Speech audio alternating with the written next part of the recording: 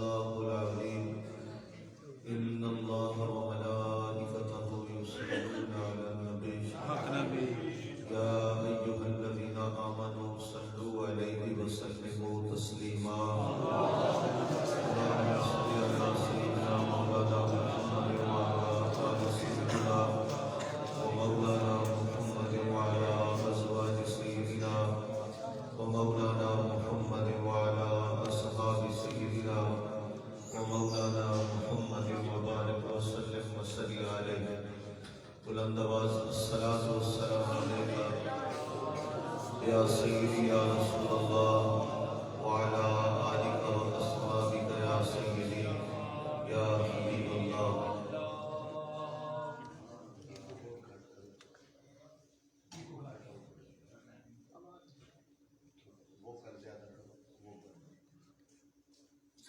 بلند آواز الصلاة والسلام علیک یا سیدی یا رحمت للعالمین وعلى آلک واصحابک یا سیدی یا خاتم النبیین.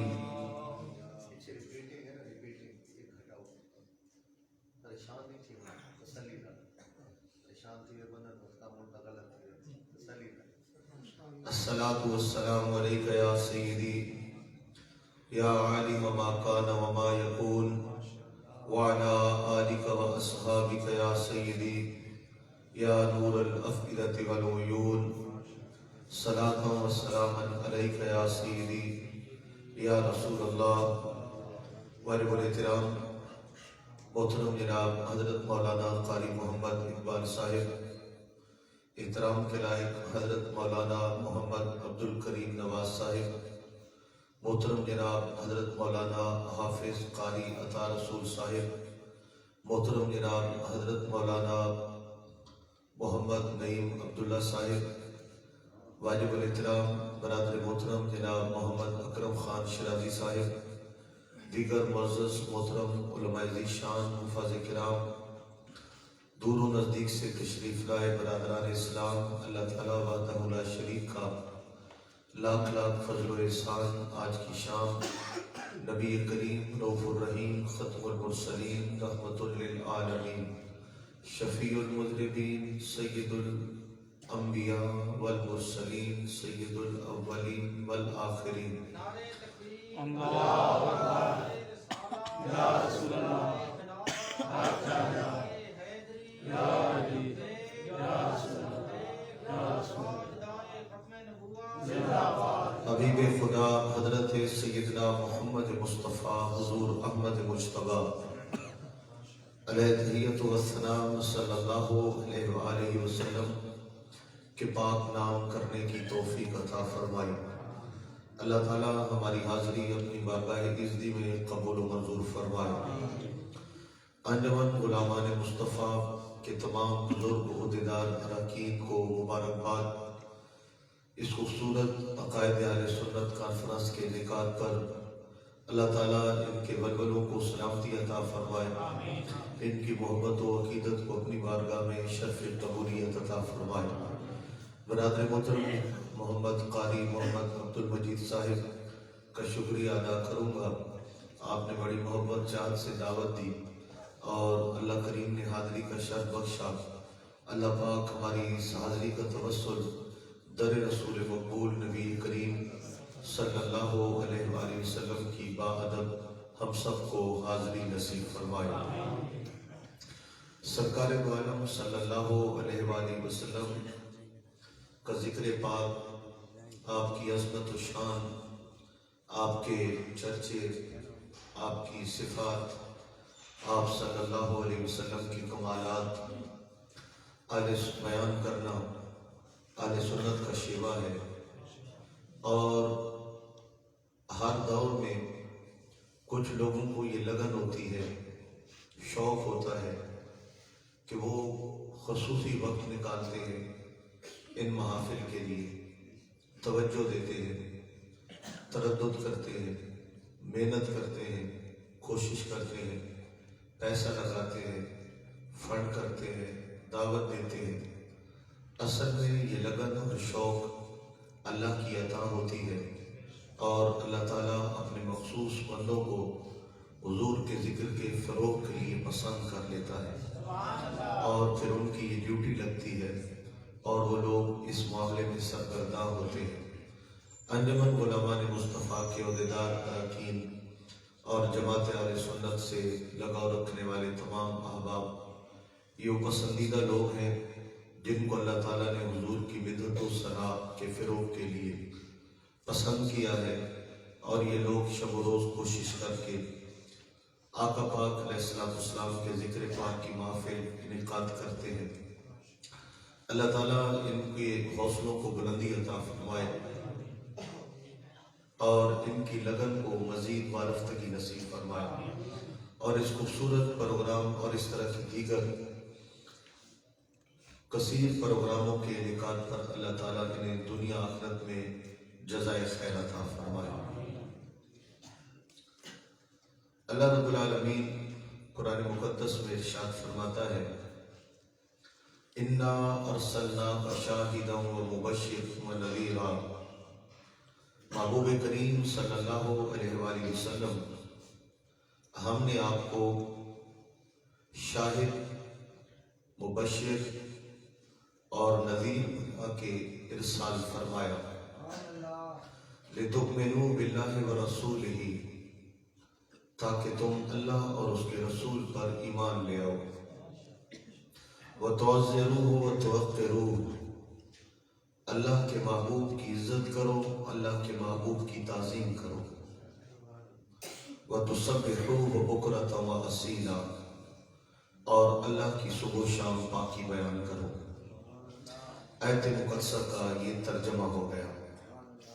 لفظوں کا ترجمہ میں نے ابھی پہلی آیت کے پہلے حصے میں اس کا نہیں کیا۔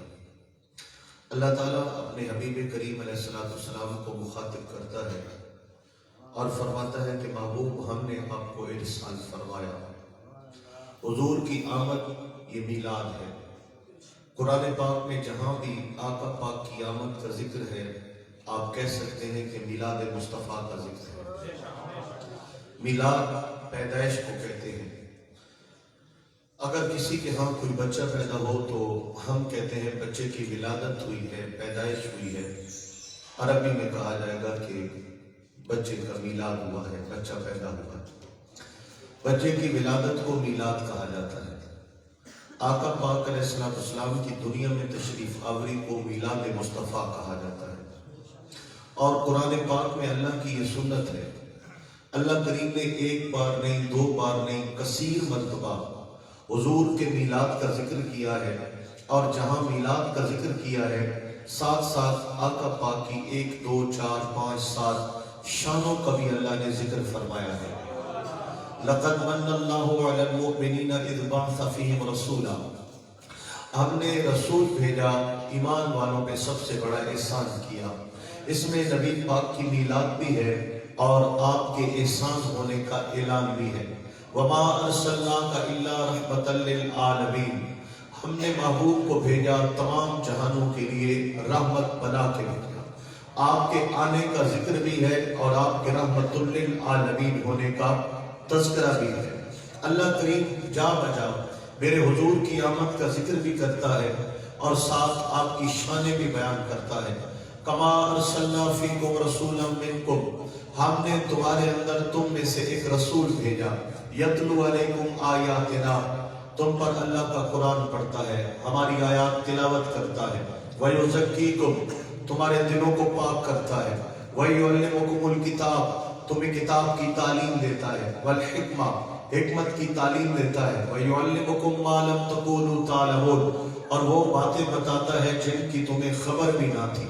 اللہ پاک حضور کی آمد کا ذکر بھی کرتا ہے اور آقا پاک علیہ السلام کی شانیں بھی بیان کرتا ہے۔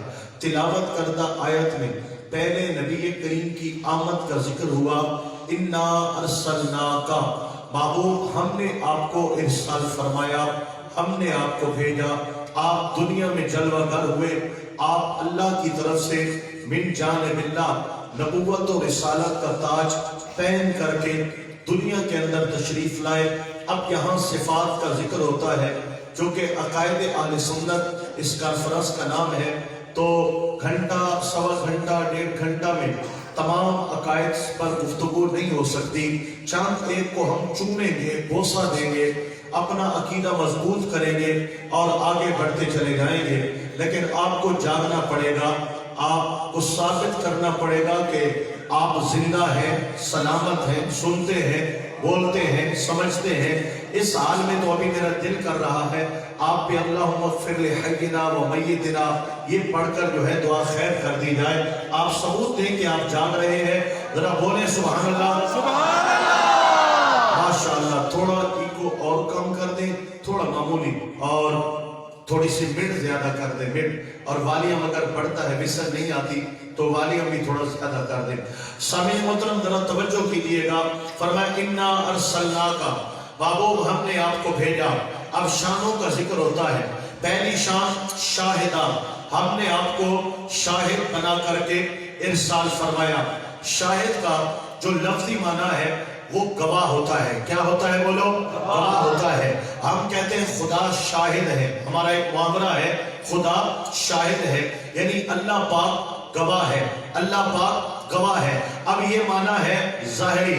اعلیٰ حضرت امام اہل سنت مجدد ملت امام احمد رضا خان تاجدار بریلی رضی اللہ تعالی عنہ نے اپنے ترجمہ قرآن کنز الایمان کے اندر جب شاہد کا ذکر آتا ہے آپ ترجمہ کرتے ہیں اے نبی ہم نے آپ کو حاضر و ناظر بنا کے بھیجا ہے. بولیے بولیے، ہم نے آپ کو حاضر و ناظر بنا کے بھیجا ہے. اب یہاں پر لوگوں نے اعتراض کیا کہ شاہد کا معنی امام احمد رضا خان نے حاضر ناظر کیوں کیا ہے، جبکہ حقیقت کی نگاہ سے دیکھا جائے شاہد کون ہوتا ہے، گواہی کون دیتا ہے؟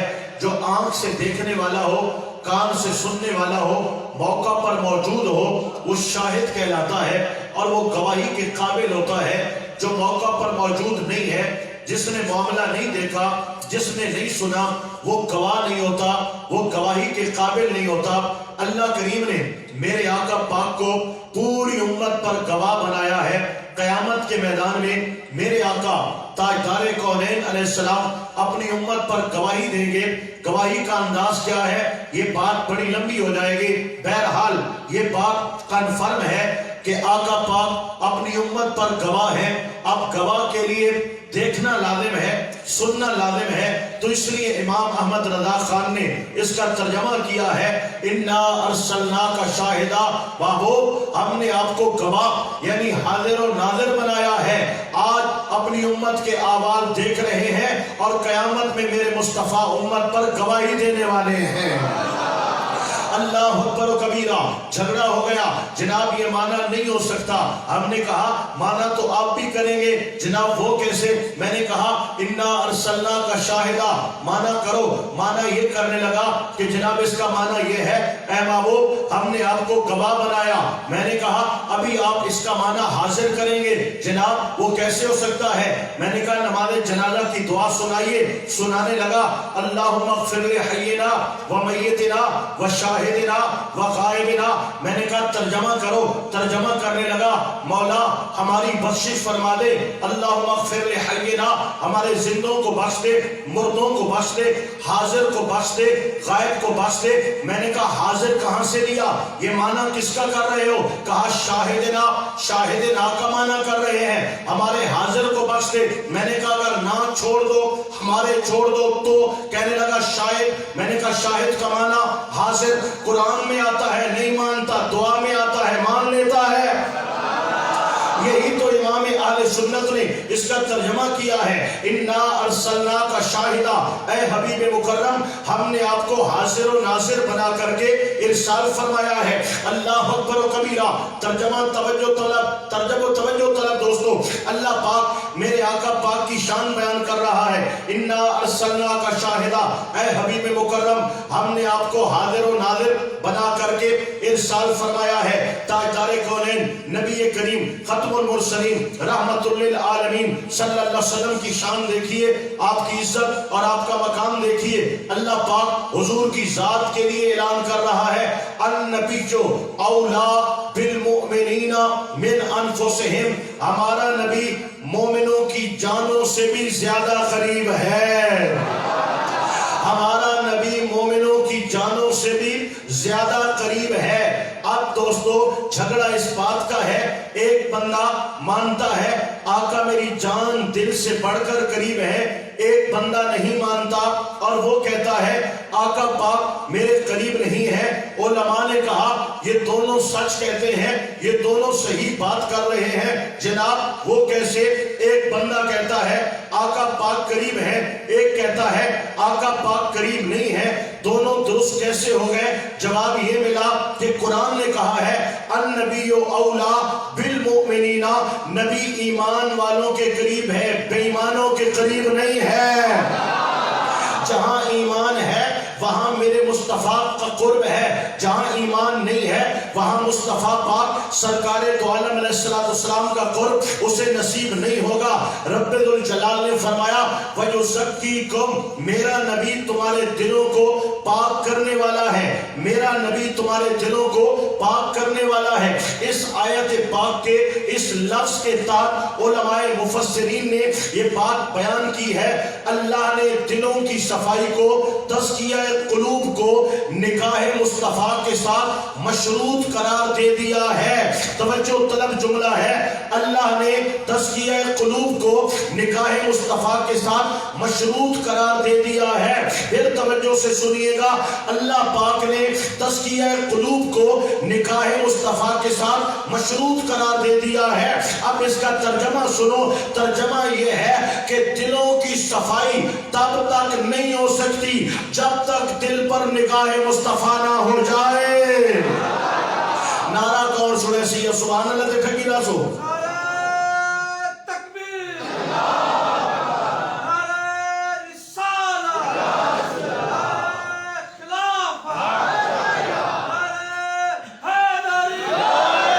سامعین محترم، چونکہ میں نے آیت لمبی پڑھ لی ہے اور میں نے آخر تک جانا ہے، اس لیے میں زیادہ کسی بات پر ٹھہر نہیں پاؤں گا، اور ایسی باتیں جو عقل میں آنے والی ہوں گی، دل کو بھانے والی ہوں گی اور روح میں اتر جانے والی ہوں گی، وہ پختہ باتیں کر کے میں آگے بڑھتا چلا جاؤں گا۔ عقائد اہل سنت بھی بیان ہوتے رہیں گے اور میں اپنا موضوع بھی چلاتا رہوں گا۔ ذرا سبحان اللہ اونچی آواز سے بولیے گا۔ سنیے گا سامعین محترم، انا ارسلناک شاہدا، اے حبیب ہم نے آپ کو حاضر و ناظر بنا کر کے ارسال فرمایا ہے۔ توجہ کیجئے دوستو، کہنے والوں نے کہا یہ کیسے ہو سکتا ہے؟ ایک بندہ، ایک شخص گنبد خضرا میں جلوہ گر ہے اور پوری کائنات کا نظارہ کرے، ہر امتی کا چہرہ اس کی نظروں کے سامنے ہو، ہر امتی کے دل کی کیفیت ان کی نظروں کے سامنے ہو۔ بڑی توجہ دینا، یہ کیسے ہو سکتا ہے؟ میں نے کہا وہ آقا ہے، وہ مولا ہے، وہ امام الانبیاء ہے، وہ تاجدار کائنات ہیں، وہ محبوب خدا ہے، رب دینے والا ہے، حبیب لینے والا ہے، بعد از خدا بزرگ تو ہی۔ قصہ مختصر، اللہ کے بعد، اللہ پاک کے بعد کائنات کے اندر بزرگ و برتر ہستی میرے آقا سرکار دو عالم علیہ السلام کی ذات ہے۔ آپ کی شان کے کیا کہنے، آپ کے مقام کے کیا کہنے، آپ کی عزتوں کے کیا کہنے۔ میں دنیا کی ذلیل ترین مخلوق کا نام لے رہا ہوں جس کو ابلیس کہا جاتا ہے۔ کیا کہا جاتا ہے؟ بولو، ابلیس کہا جاتا ہے۔ میں نے کہا یہ بتاؤ ابلیس کتنے ہیں؟ کہنے لگا ایک ہے۔ میں نے کہا رگوں میں دوڑتا ہے، خون میں دوڑتا ہے؟ کہنے لگا دوڑتا ہے۔ میں نے کہا بیٹھا کہاں ہے؟ کہا نفس امارہ اس کا گھر ہے۔ میں نے کہا نفس امارہ تیرے اندر ہے، میرے اندر ہے، یا اور لوگوں کے اندر بھی ہے؟ کہا جو بھی بندہ ہے اس میں نفس موجود ہے، اور جہاں نفس موجود ہے وہ شیطان کا گھر ہے۔ میں نے کہا ایک ابلیس ہے، اور دنیا میں اللہ کی کروڑوں مخلوق ہے، کروڑوں دلوں میں، کروڑوں نفسوں میں شیطان موجود ہے، ورغلا رہا ہے، سوچ خراب کر رہا ہے، ذہن خراب کر رہا ہے، وسوسے ڈال رہا ہے، گمراہی کرا رہا ہے، لوگوں کو غلط راہوں پہ چلا رہا ہے۔ بتاؤ کیا ابلیس ایک ہو کر پوری مخلوق کے دلوں میں بستا ہے یا نہیں بستا؟ نفسوں میں موجود ہے یا نہیں ہے؟ خون میں موجود ہے یا نہیں ہے؟ جناب موجود ہے۔ میں نے کہا بدترین مخلوق کو جس رب نے اتنی طاقت دی ہے، کائنات کی عظیم ترین مخلوق کو رب نے کیا شان عطا کی ہوگی؟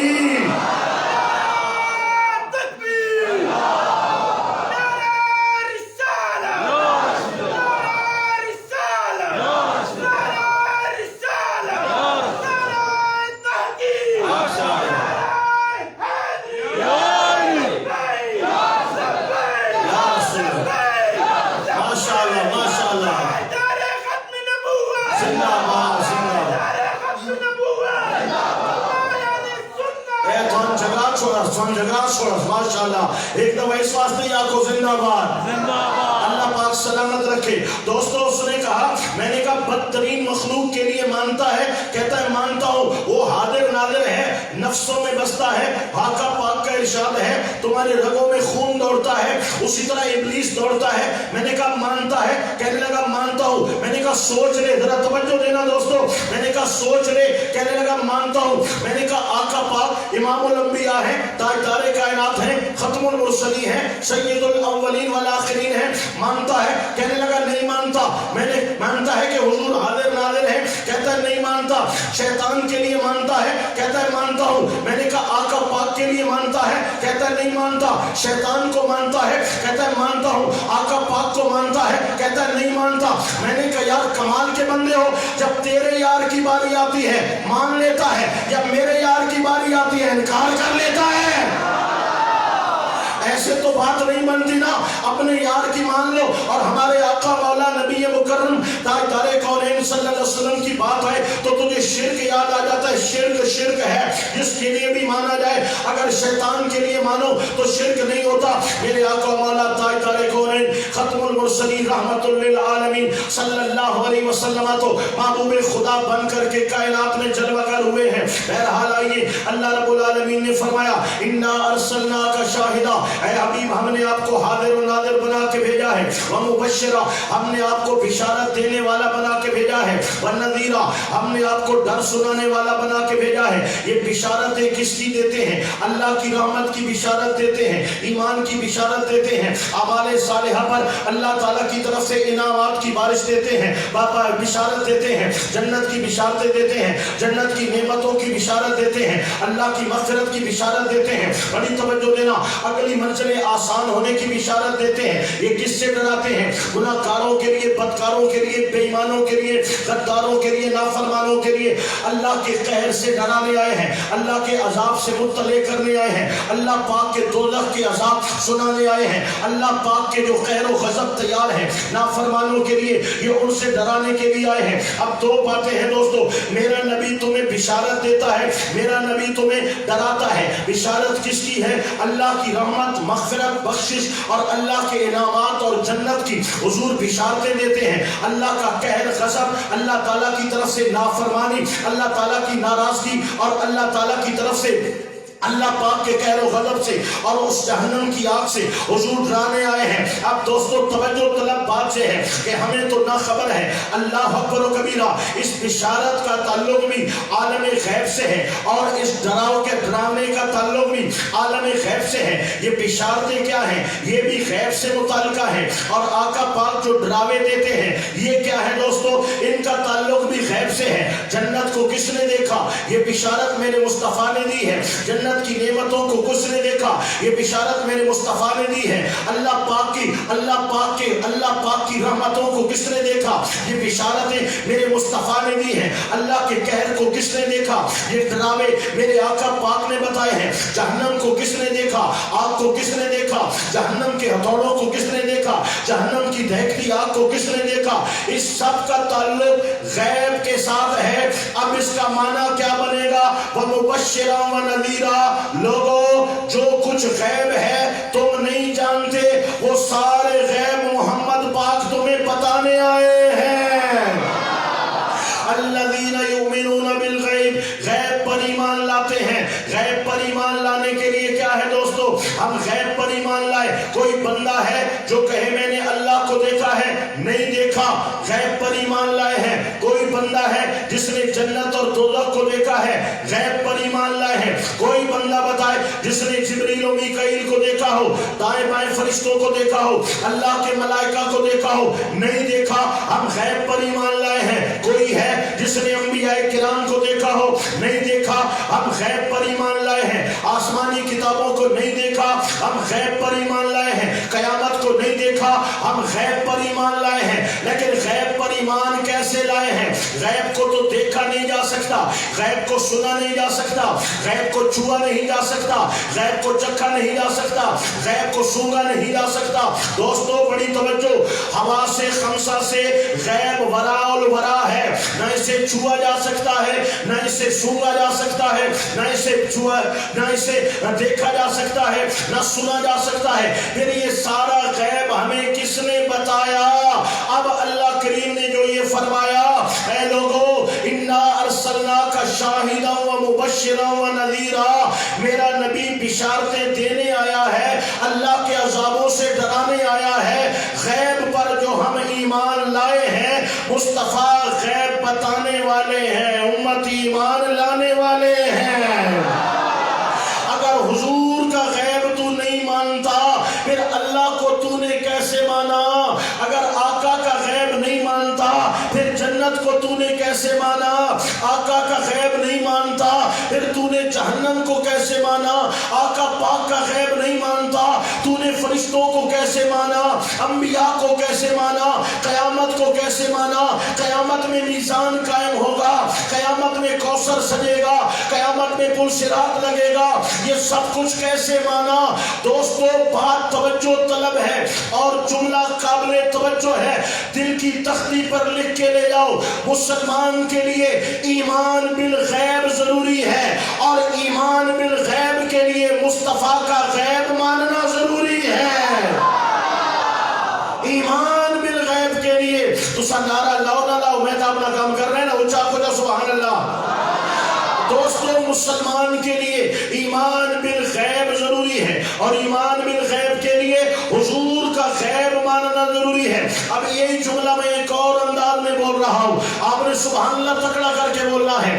ایمان کے لیے، مسلمان کے لیے ایمان بالغیب ماننا ضروری ہے، ایمان بالغیب ضروری ہے، اور ایمان بالغیب کے لیے مصطفیٰ کے غیب پر ایمان لانا ضروری ہے۔ یہ سارا ایمان بالغیب ہے۔ حضور نے بتایا ہے، اللہ پاک کی ذات ہو، انبیاء کرام کی ذوات قدسیہ ہو، آسمانی کتابیں ہو، اللہ پاک کے ملائکہ ہو، یہ جتنی باتیں ہیں میرے مصطفیٰ بتاتے جا رہے ہیں، ہم ایمان لاتے جا رہے ہیں۔ مدینہ پاک کی گلی ہے، میرے آقا پاک تاجدار کونین صلی اللہ علیہ وسلم خرام ناز فرما رہے ہیں۔ حضور نے نگاہ اٹھائی، ایک خوبصورت گھوڑا حضور کو نظر آیا، ایک یہودی اپنا گھوڑا لیے آگے جا رہا تھا، میرے آقا پاک کو گھوڑا پسند آیا، فرمایا بیچنا ہے؟ اس نے کہا بیچنا ہے، کتنے میں؟ اتنے میں۔ میرے آقا پاک نے سودا کیا، مک مکا چک چکا ہو گیا، فرمایا انتظار کرو، ہم گھر میں جاتے ہیں پیسے لاتے ہیں، تجھے پیسے دیں گے تو گھوڑا دے دینا۔ اور جو ہے سودا مکمل ہو گیا، میرے آقا پاک گھر تشریف لے گئے، گزرنے والا گزرا، اس نے گھوڑا دیکھا، پسند آیا، کہا بیچنا ہے، کہا بک گیا ہے، کتنے میں بکا ہے؟ اتنے میں بکا ہے، 50 زیادہ لے لو اور گھوڑا مجھے دے دو۔ کہنے لگا چلو ٹھیک ہو گیا، سودا تیرے ساتھ ڈن ہو گیا۔ اب پیسوں کا لین دین چل رہا تھا، میرے آقا پاک بھی تشریف لے آئے، یہ اپنے پیسے لو اور گھوڑا میرے حوالے کرو۔ کہا کیسے پیسے، کیسا گھوڑا؟ فرمایا سودا ہوا ہے۔ کہا کوئی سودا نہیں ہوا۔ فرمایا ابھی تو ہوا تھا، ہوا ہے تو کوئی گواہ پیش کرو۔ اب گواہ تو کوئی تھا نہیں۔ حضرت سیدنا خزیمہ رضی اللہ تعالیٰ عنہ میرے نبی پاک کا غلام ہے، حضور کا سچا سچا صحابی ہے، گزر رہے تھے، قریب آ گئے، یا رسول اللہ کیا معاملہ ہے؟ فرمایا یہ معاملہ ہے۔ آپ آگے بڑھے، یہودی کو فرمایا اگر گواہ ہو جائے، اس نے کہا گواہ ہو جائے تو میں حاضر۔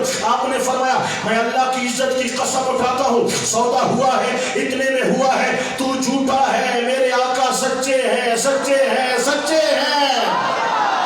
اس نے جناب جب گواہی ہو گئی، اس نے پیسے لیے، گھوڑا دیا اور چلتا بنا۔ میرے آقا پاک نے فرمایا خزیمہ ذرا قریب آؤ، حضور کے نیڑے آئے۔ اب توجہ طلب، سبحان اللہ ضرور بولنا دوستو، میرے حضور کا سوال سنیے، صحابی کا جواب سنیے۔ آقا پاک نے فرمایا میرے غلام جب میرا سودا ہو رہا تھا تو دیکھ رہا تھا؟ آقا میں نے نہیں دیکھا، تو موقع پہ موجود تھا؟ آقا میں موجود نہیں تھا۔ فرمایا گواہی کے لیے تو موجود ہونا ضروری ہے، توجہ ہے نا، گواہی کے لیے تو موجود ہونا ضروری ہے۔ بغیر دیکھے گواہی کیوں دی ہے؟ جواب بڑا معصومانہ ہے، لیکن سبحان اللہ تو آپ کو بولنا پڑے گا۔ میرے آقا پاک نے فرمایا اے خزیمہ بغیر دیکھے گواہی کیوں دی ہے؟ عرض کیا یا رسول اللہ ہم نے تو خدا کو بھی نہیں دیکھا، ہم نے تو خدا کو بھی نہیں دیکھا، بن دیکھے آپ کی زبان سے سنا ہے، ہم نے اللہ کی ذات پر گواہی دے دی ہے۔ آقا آپ کی زبان سے سن کر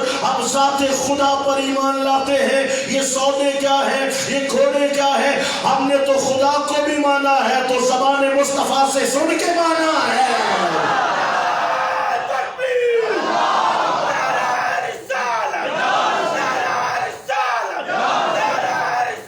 یا رسول اللہ, جواب تو دو.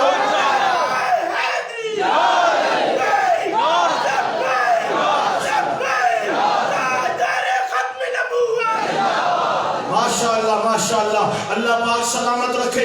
آقا یا رسول اللہ صلی اللہ علیہ وسلم, ہم نے تو اللہ پاک کو بھی مانا ہے تو آپ کی زبان سے سن کے مانا ہے. دوستو, یہ میں اس طرف آپ کو اس حوالے سے بات پیش کر رہا ہوں کہ ہم جو ایمان بالغیب لائے ہیں, مصطفیٰ نے غیب بتائے ہیں تو ہم ایمان لائے ہیں. جو میرے نبی پاک کے غیب کا منکر ہے وہ اللہ کو کیسے مانتا ہے, وہ کتابوں کو کیسے مانتا ہے, وہ فرشتوں کو کیسے مانتا ہے. جو علم غیب رسول کا منکر ہے وہ ایمان بالغیب ہی کا منکر ہے, کیونکہ ایمان بالغیب کے لیے علم غیب رسول پر ایمان لانا ضروری ہے. الحمدللہ, یہ شان میرے آقا تاجدار کونین صلی اللہ علیہ وسلم کی ہے. اور اس حوالے سے صرف ایک گزارش میں پیش کروں گا. اللہ اکبر و کبیرہ. تاجدار کونین نبی کریم سرکار دو عالم نور مجسم صلی اللہ علیہ وآلہ وسلم جب معراج کی رات خالق کائنات نے آپ کو بلندیوں سے نوازا, یہ آسمان بہت نیچے لے گئے تھے, ساتوں آسمان نیچے لے گئے تھے, سدرۃ المنتہا کو بھی حضور نے پیچھے چھوڑا, اللہ کے عرش پر قدم ٹکائے, ادنو منی کی صدائیں آتی رہی, میرے آقا آگے بڑھتے گئے. فکان قاب قوسین, جیسے دو کمانیں جڑتی ہیں, یہ قربتیں پائیں او ادنا کے درجات طے کیے. اب اللہ کریم نے حبیب کریم کو دیدار کرایا. اللہ اکبر و کبیرہ. رسول کریم علیہ السلام فرماتے ہیں میں نے اللہ پاک کے دست قدرت کی ٹھنڈک اپنے سینے میں محسوس کی.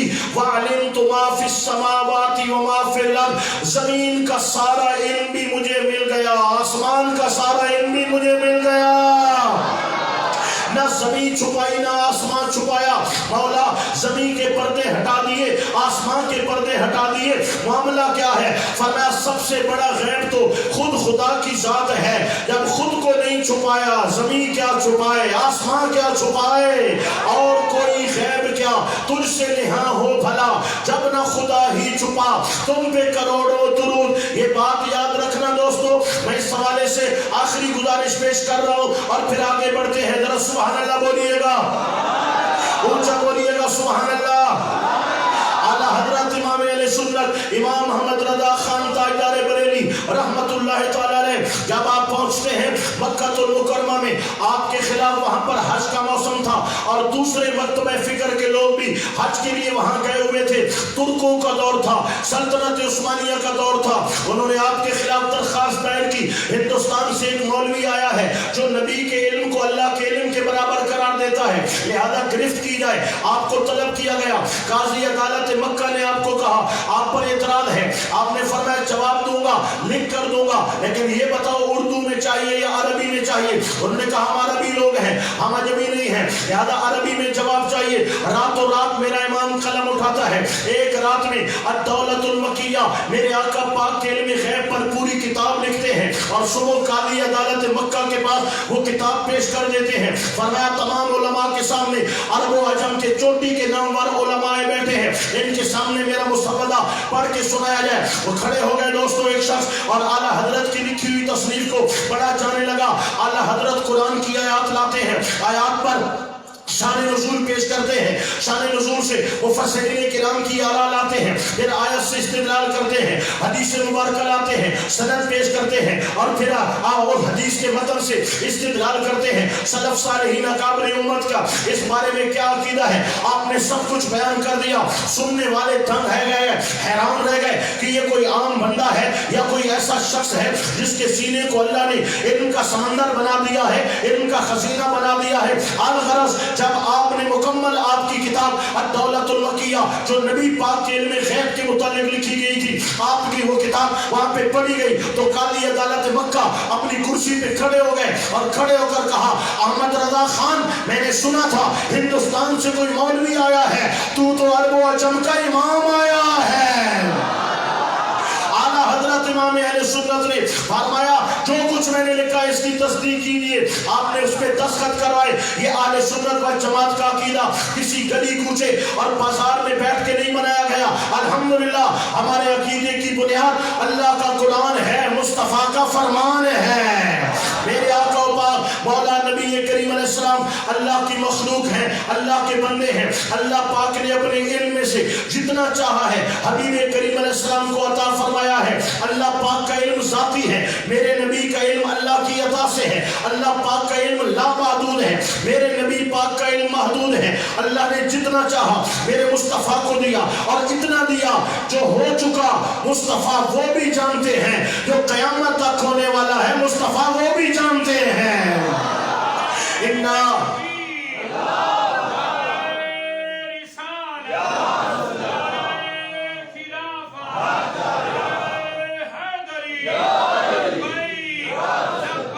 या रसूल अल्लाह जिंदाबाद जिंदाबाद। इन्ना अरसलनाका शाहिदन व मुबश्शिरन व नज़ीरा। क्योंकि जल्दी जल्दी मैंने अपनी बात को मुकम्मल करना है इसलिए आगे जा रहे हैं। दाएं बाएं अगले पीछे बाहर वाले अंदर वाले ऊंचा बोलिए सुभान अल्लाह। फरमाया ले तुमिनु बिल्लाहि व रसूलिही, हुजूर को इसलिए भेजा कि तुम अल्लाह पर ईमान ले आओ, अल्लाह के रसूल पर ईमान ले आओ। दोस्तों जो कि हुजूर की आमद से पहले लोग खुदा को जानते ना थे, मानते ना थे, पहचानते ना थे। नबी पाक तशरीफ ले आए, आपने तौहीद का ऐलान किया। अल्लाह पाक की कुदरत, अल्लाह पाक की जात पर आपने दलाइल पेश किए। हुजूर को भेजने का मकसद अल्लाह करीम बयान कर रहा है ले तुमिनु बिल्लाह, ताकि तुम अल्लाह पर ईमान ले आओ। मौला ईमान ले आए, अशहदु अल्ला इलाहा इल्लल्लाह, बिन देखे तुझे माना तू वाहदहु ला शरीक है, इन्नल्लाह अला कुल्ली शैइन कदीर है, खालिक कायनात है, लम यलिद व लम यूलद की शान वाला है। ना कोई तेरे बराबरी करने वाला है, ना कोई तेरी कायनात के अंदर शराकत करने वाला है। तू तन्हा है, तू वाहिद है, तू यकता है, अल्लाहुल खुशूब है, आलिमुल गैब व शहादा है। सारी कुदरतें तेरे पास, सारी ताकतें तेरे पास, सारी शानें तेरे पास। ऐ अल्लाह तू तन्हा है, सारी कायनात तेरी मोहताज है, सारी मखलूक तेरी मखलूक है। हर शय अपने होने में तेरी मोहताज है और तू होने में किसी का मोहताज नहीं है। सारी कायनात बनाने में तन्हा है, चलाने में तन्हा है, पालने में तन्हा है। ना तुझे चलाने में किसी की हिमायत की जरूरत है, ना बनाने में किसी की हिमायत की जरूरत है। सारी कायनात का राज़िक है, मालिक है, खालिक है। मौला तुझे माना, तेरी सिफात को माना, तेरी जात को माना, वाहदहु ला शरीक माना। ऐ अल्लाह उसके बाद क्या हुक्म है? फरमाया व रसूल ही, अल्लाह पर ईमान लाओ, अल्लाह के रसूल पर भी ईमान लाओ। अल्लाह पर ईमान लाना भी जरूरी है, अल्लाह के रसूल पर भी ईमान लाना जरूरी है। और याद रखना रसूल पाक पर ईमान लाने के तकाज़े बहुत से हैं, मैं उस तरफ नहीं जाना चाहता, लेकिन एक बात जरूर पेश करना चाहता हूँ। रसूल पर ईमान लाने का एक तकाज़ा ये भी है कि ज़बान से भी ईमान लाया जाए और दिल से भी ईमान लाया जाए। अगर ज़बानी ईमान लाए और दिल से ना लाए तो कुरान कहता है वमिनन नासि मन यक़ूल आमन्ना बिल्लाहि व बिल यौमिल आखिर वमा हुम बिमुमिनीन। कुछ लोगों ने कलमा पढ़ा है लेकिन बेईमान है। वो कहते हैं आमन्ना बिल्लाह, हम अल्लाह पर ईमान लाए, व बिल यौमिल आखिर, कयामत पर ईमान लाए, वमा हुम बिमुमिनीन, लेकिन बेईमान है। मौला कलमा पढ़ा फिर भी बेईमान, नमाज पढ़ी फिर भी बेईमान, सजदे किए फिर भी बेईमान। फरमाया ज़बानी ईमान लाए हैं, दिल से मेरे मुस्तफा को नहीं माना। सुभान अल्लाह कौन आसी, दिल से नहीं माना, दिल से। लिहाजा दिल से हुजूर की जात पर ईमान लाना जरूरी है। और दूसरा ईमान का तकाज़ा ये भी है, मेरे आका को जिस तरह रसूल मानना जरूरी है, आखिरी रसूल मानना भी जरूरी है, जिस तरह नबी मानना जरूरी है, आखिरी नबी मानना भी जरूरी है। इस अकीदे को कहते हैं अकीदा खत्म नबूवत। क्या अकीदा है? बोलो अकीदा खत्म नबूवत। रसूल पाक अलैहिस्सलाम के बाद कयामत तक कोई नया नबी आ सकता नहीं है। हुजूर के सर पर अल्लाह اللہ نے ختم نبوت کا تاج سجا دیا ہے۔ اس عقیدے کو عقیدہ ختم نبوت کہتے ہیں۔ اور اس عقیدے کی اہمیت کیا ہے؟ جس طرح رسول ماننا ضروری ہے، آخری رسول ماننا ضروری ہے، نبی ماننا ضروری ہے، آخری نبی ماننا ضروری ہے، جس طرح رسول نہ ماننے والا کافر ہے، آخری رسول نہ ماننے والا بھی کافر ہے، جس طرح نبی نہ ماننے والا مسلمان نہیں ہو سکتا، آخری نبی نہ ماننے والا بھی مسلمان نہیں ہو سکتا۔ یہ عقیدہ ختم نبوت ہے، اور یہی وہ عقیدہ ہے جس کے لیے حضرت سرکار سیدنا ابو بکر صدیق رضی اللہ تعالیٰ عنہ کو صحابہ کرام نے مشورہ دیا، اے امیر المومنین، ابھی میرے آقا پاک علیہ السلام کچھ دن ہوئے ہیں، آپ نے پردہ فرمایا ہے، مدینے کے آس پاس کئی قبیلے مرتد ہو گئے ہیں، دین چھوڑ دیا ہے، یہود و نصارہ اپنے ہتھیار تیز کر رہے ہیں، کفار و مشرکین مسلمانوں سے بدلہ لینے کی سوچ رہے ہیں، کہیں ایسا نہ ہو کہ وہ لشکر جو مسلمہ کذاب نبوت کے جھوٹے دعوے دار کا سر قلم کرنے جا رہا ہے، یہ لشکر مدینے سے چلا جائے اور مدینہ سپاہیوں سے خالی ہو جائے، یہود و نصارہ ہم پہ حملہ کر دیں، ہم مارے جائیں، ہماری عورتیں ماری جائیں، ہمارے بچوں کو کاٹ ڈالا جائے اور ہمارے گھروں کو جلا ڈالا جائے۔ حضرت کچھ دنوں کے لیے اس لشکر کو روک لیں، حالات سازگار ہو جائے، پھر لشکر روانہ کر دیجیے گا۔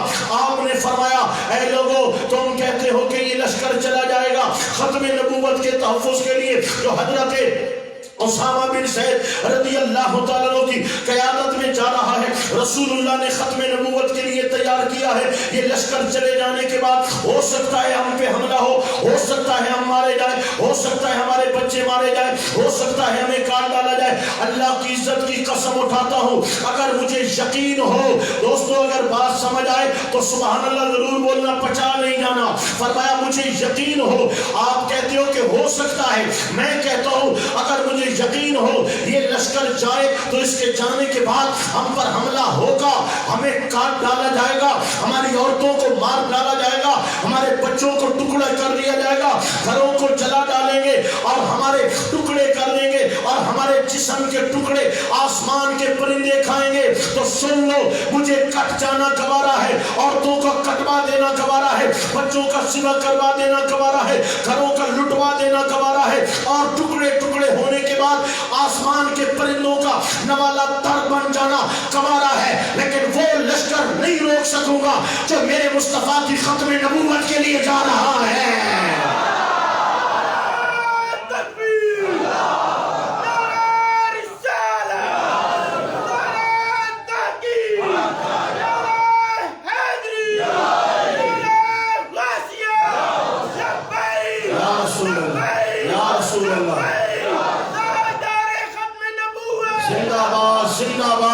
لشکر پہنچا، 40,000 منکرین ختم نبوت کا سر قلم کیا، 1200 صحابہ کرام نے جام شہادت نوش کیا۔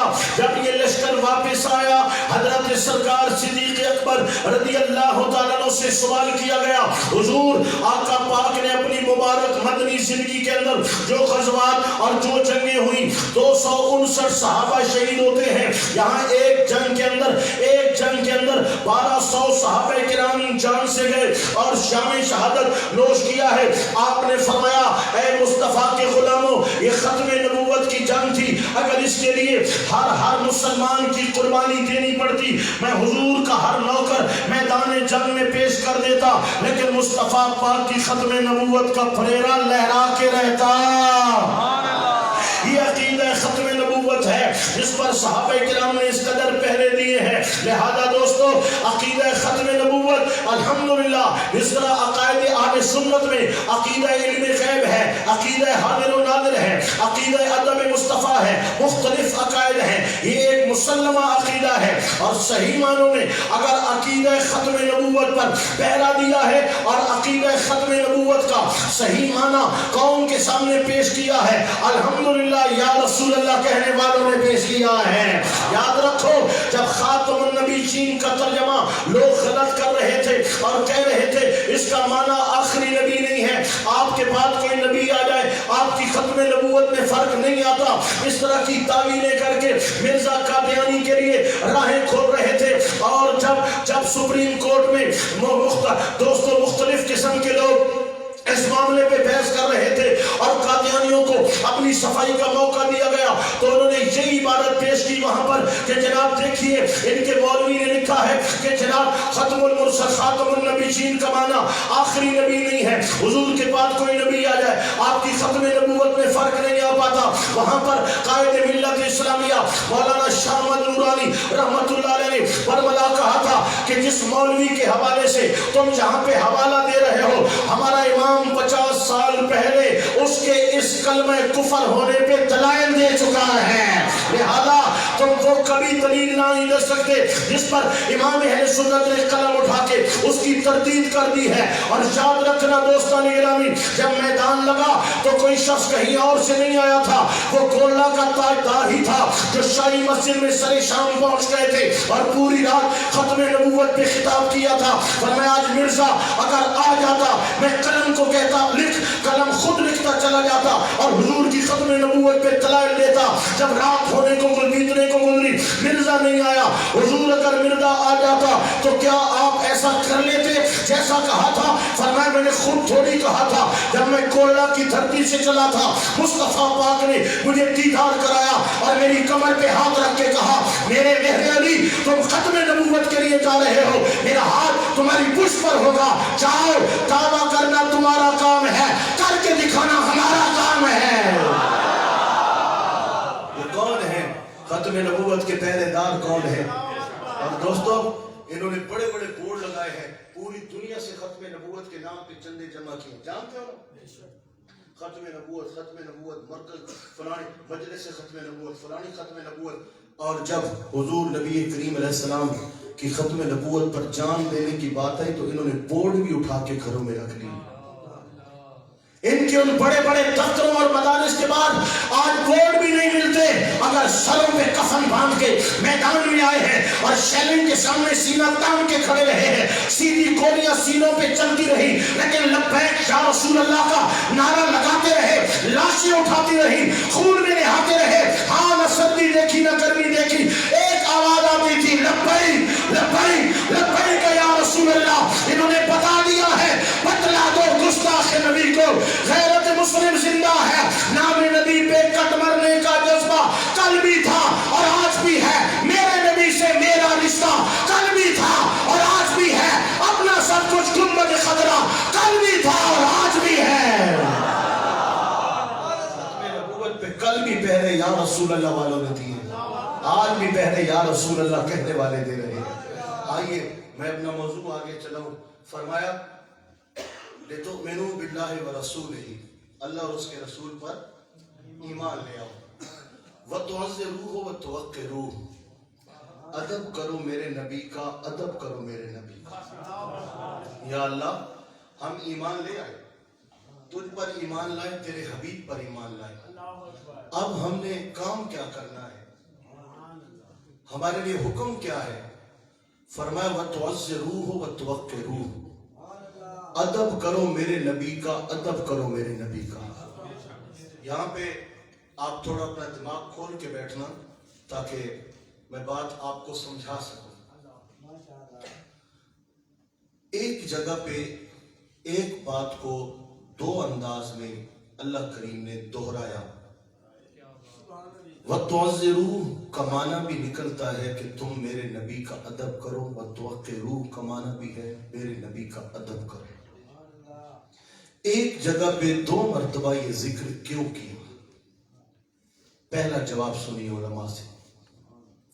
फरमाया जब हम किसी बात पे जोर देना चाहते हैं, मुबालगा करना चाहते हैं, तो हम उस बात को दोहराते हैं या मुबालगे का लफ्ज इस्तेमाल करना चाहते हैं कि फलां सोना है, बहु सोना है, चंगे बहु चंगे, सखिए बड़ा सखिए। तो फरमाया अल्लाह करीम ने मुबालगा पेश करते हुए इरशाद फरमाया वतुअज़्ज़िरूहु वतुवक्किरूहु, ईमान वालों नबी का अदब करना है और बहुत ज्यादा अदब करना है, बहुत ज्यादा अदब करना है। दूसरा माना सुनो, ایک جگہ پہ 2 مرتبہ فرمایا ادب کرو ادب کرو. اس کی وجہ کیا ہے؟ توجہ پوری دینا. فرمایا کہ جس طرح اللہ کریم نے اس میں ترتیب رکھی ہے آیت میں، پہلے ایمان، آخر میں عبادت اور درمیان میں ادب مصطفیٰ. ترتیب یاد رکھنا. لِتُؤْمِنُوا بِاللَّهِ وَرَسُولِ، یہاں کیا ہے؟ ایمان. وَتُسَبِّحُوهُ بُكْرَةً وَأَصِيلًا، کیا ہے؟ عبادت. وَتُعَزِّرُوهُ وَتُوَقِّرُوهُ، ادب رسول. حضور کے ادب کو اللہ کریم نے درمیان میں رکھا. ایمان کا ذکر پہلے کیا، اعمال کا ذکر بعد میں کیا. یہاں پر دوستوں بڑی توجہ دینا. میں سمجھاتا بھی چلا جاؤں کہ مفسرین کرام کیا کہنا چاہتے ہیں. توجہ دینا. چھپروں کا دور آج بھی موجود ہے دیہاتی علاقوں کے اندر، اور چھپر بنانے والے جب چھپر رکھتے ہیں، اگر چھپر کی لمبائی 20 فٹ ہے اور جو ٹک رکھنے ہیں وہ 10-10 فٹ کے ہوتے ہیں، تو پھر کیا کرتے ہیں؟ ایک ٹک اس دیوار پہ، ایک اس دیوار پہ، اور پھر دونوں شاطروں کے درمیان ایک اور تھمبی کھڑی کر دیتے ہیں، ایک ستون کھڑا کر دیتے ہیں. یہ جو درمیان والا ستون ہوتا ہے، اس کے سر پہ وہ تھم بھی آ جاتا ہے، وہ تھم بھی آ جاتا ہے. اس شاطر کا وزن بھی اسی پہ، اس کا وزن بھی اسی پہ. ایک طرف ایک شاطر ہے، ایک طرف دوسرا ہے، درمیان والا اس کو بھی سنبھالتا ہے، اس کو بھی سنبھالتا ہے. یہ قائم ہے تو چھت قائم ہے، یہ قائم نہیں ہے تو دونوں گر جائیں گے. فرمایا اللہ پاک نے ایک طرف ایمان رکھ دیا، ایک طرف عبادت کو رکھ دیا، درمیان میں ادب مصطفیٰ کو رکھ دیا. لوگوں، اگر ایمان زندہ ہے تو بھی ادب مصطفیٰ سے، اعمال قبول ہے تو بھی ادب مصطفیٰ سے.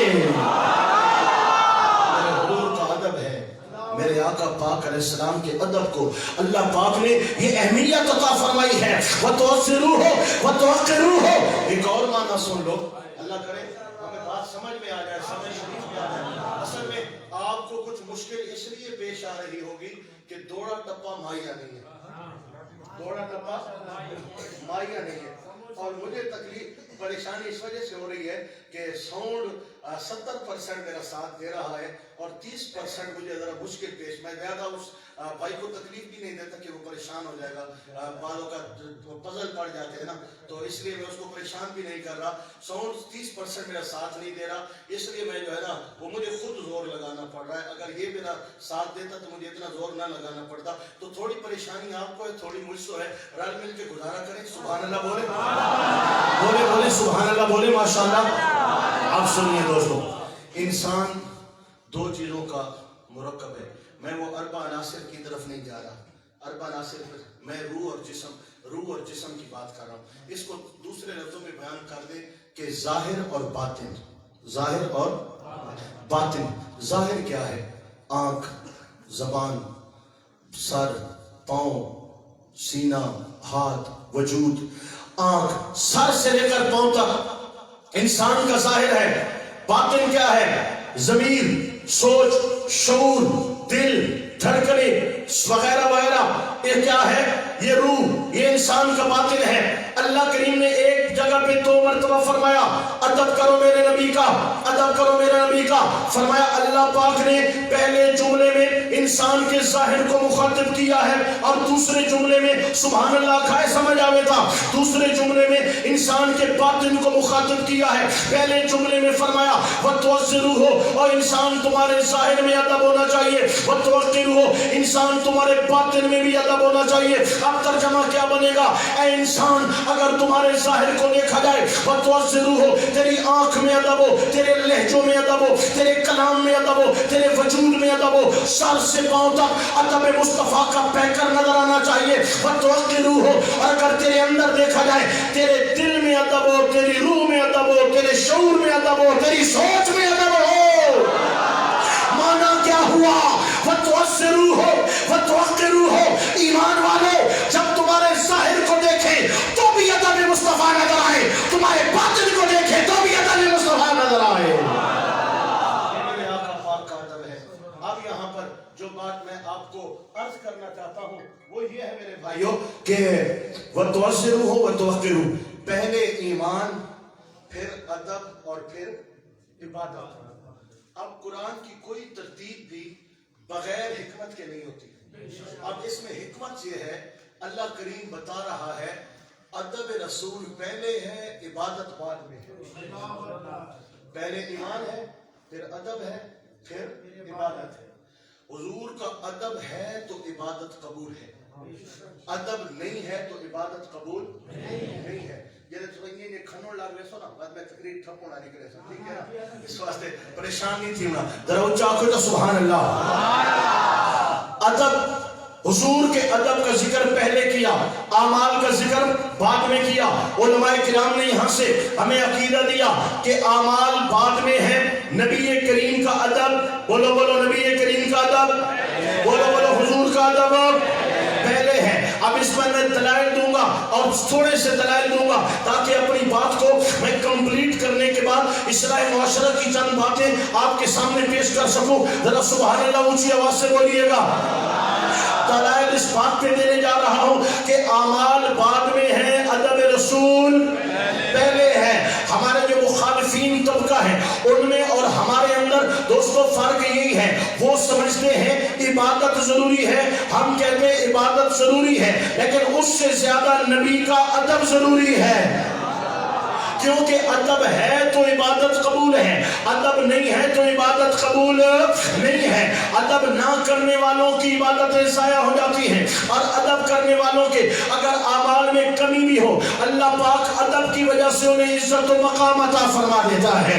آئیے میں ایک دو دلائل پیش کرنے جا رہا ہوں، پوری توجہ کے ساتھ سماعت کیجیے گا. قرآن پاک سورۃ الحجرات آیت نمبر 2، یا ایھا الذین آمنوا لا ترفعوا اصواتکم فوق صوت النبی ولا تجهروا له بالقول كجهر بعضكم لبعض ان تحبط اعمالكم وانتم لا تشعرون. اے ایمان والو اپنی آوازیں میرے نبی کی آواز سے پست رکھو، نیچی رکھو، اور ایسے حضور سے بات نہ کرو جیسے آپس میں بات کرتے ہو. اگر ایسا کیا، کیسا کیا؟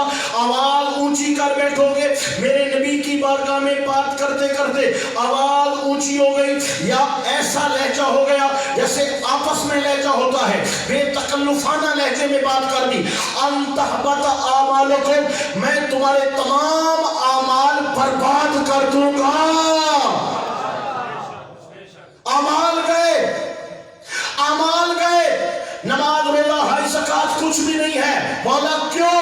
فرمایا جان لو اعمال بعد میں ہیں، ادب رسول پہلے ہیں. اب یہاں پہ علماء تو بحث کرتے ہیں، حضور کی محبت کی بات کرتے ہیں.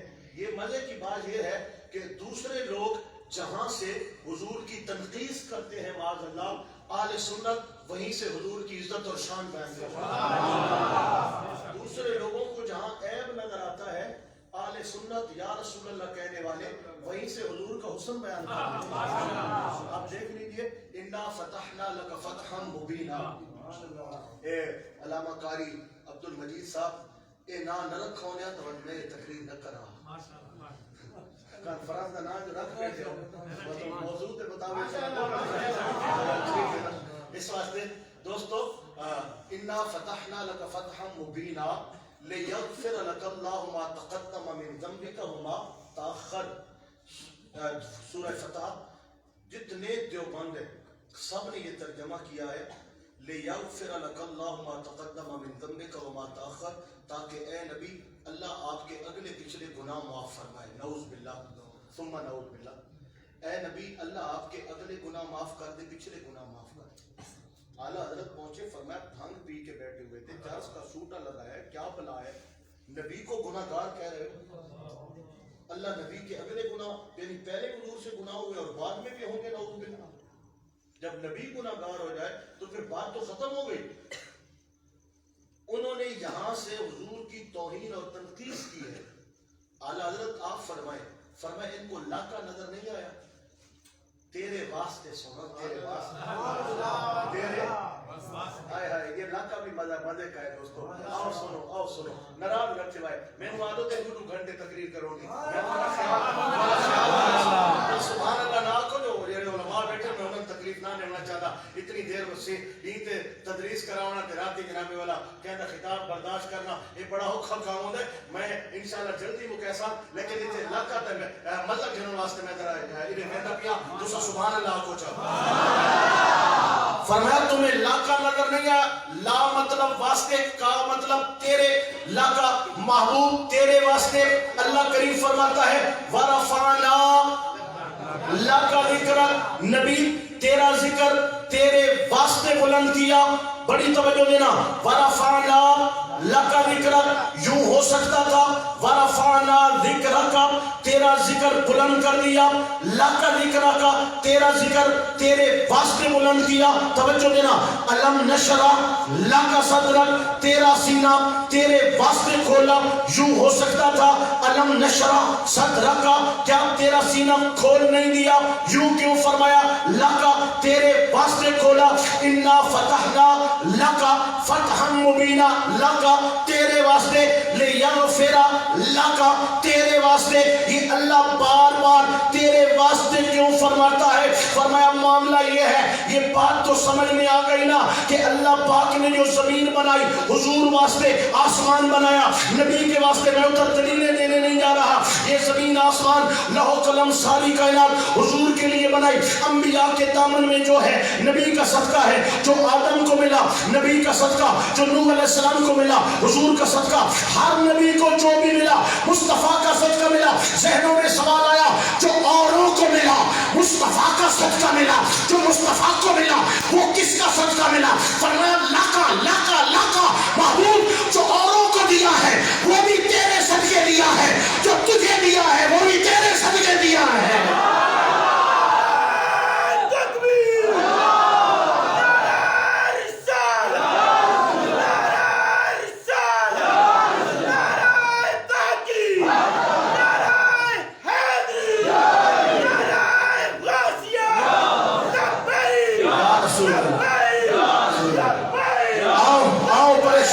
آپ پریشان نہ ہو جاؤ، میں اعلیٰ حضرت کے اشعار پڑھ کے ذرا آپ کی روح کو تازہ کر دوں۔ اسی معاملے پر تو جو کچھ ہے حضور کے لیے ہے نا، زمین و سماں تمہارے لیے، مکین و مکان تمہارے لیے، چنین و چنا چنین و چنا بنے دو جہاں، دہن میں سبا تمہارے لیے، بدن میں ہے جہاں تمہارے لیے، ہمارے یہاں تمہارے لیے، اٹھے بھی وہاں تمہارے لیے، تمہاری چمک تمہاری دمک تمہاری مہک تمہاری جھلک، زمین و فلک سما کو سمک، یہ سکہ نشان تمہارے لیے، اشارے سے چاند چیر دیا، گئے ہوئے دن کو پھیر دیا، گئے ہوئے خور کو پھیر دیا، گئے ہوئے دن کو اثر کیا، یہ تاب و توان تمہارے لیے، عطائے عرب جلائے کرب فجوز عجب بغیر طلب، یہ رحمت رب ہے کس کے سبب، رب جہاں تمہارے لیے، یہ شمس و قمر، یہ شام و سحر، یہ برگ و ثمر، یہ باغ و ثمر، یہ دیغ و سپر، یہ تاج و کمر، یہ حکم رواں تمہارے لیے، ہنائے جہاں تمہارے لیے، اٹھے بھی وہاں تمہارے لیے۔ اللہ اکبر و کبیرہ۔ آئیے اب اعلیٰ حضرت جب یہاں پہ پہنچے نا، فرمایا تمہیں لا کا نظر نہیں آیا؟ حضور یہ لا کا کیا ہے؟ فرمایا اللہ فرماتا ہے سونا تیرے واسطے۔ اب ترجمہ کیا بنے گا؟ لِيَغْفِرَ لَكَ اللَّهُ مَا تَقَدَّمَ مِن ذَنبِكَ وَمَا تَأَخَّرَ، تاکہ سونا تیرے صدقے تیرے اگلوں کو بھی بخش دوں، تیرے پچھلوں کو بھی بخش دوں، تیرے اگلوں کو بھی بخش دوں، تیرے پچھلوں کو بھی بخش دوں۔ فرمایا میرا رب تو حضور سے وعدہ کر رہا ہے۔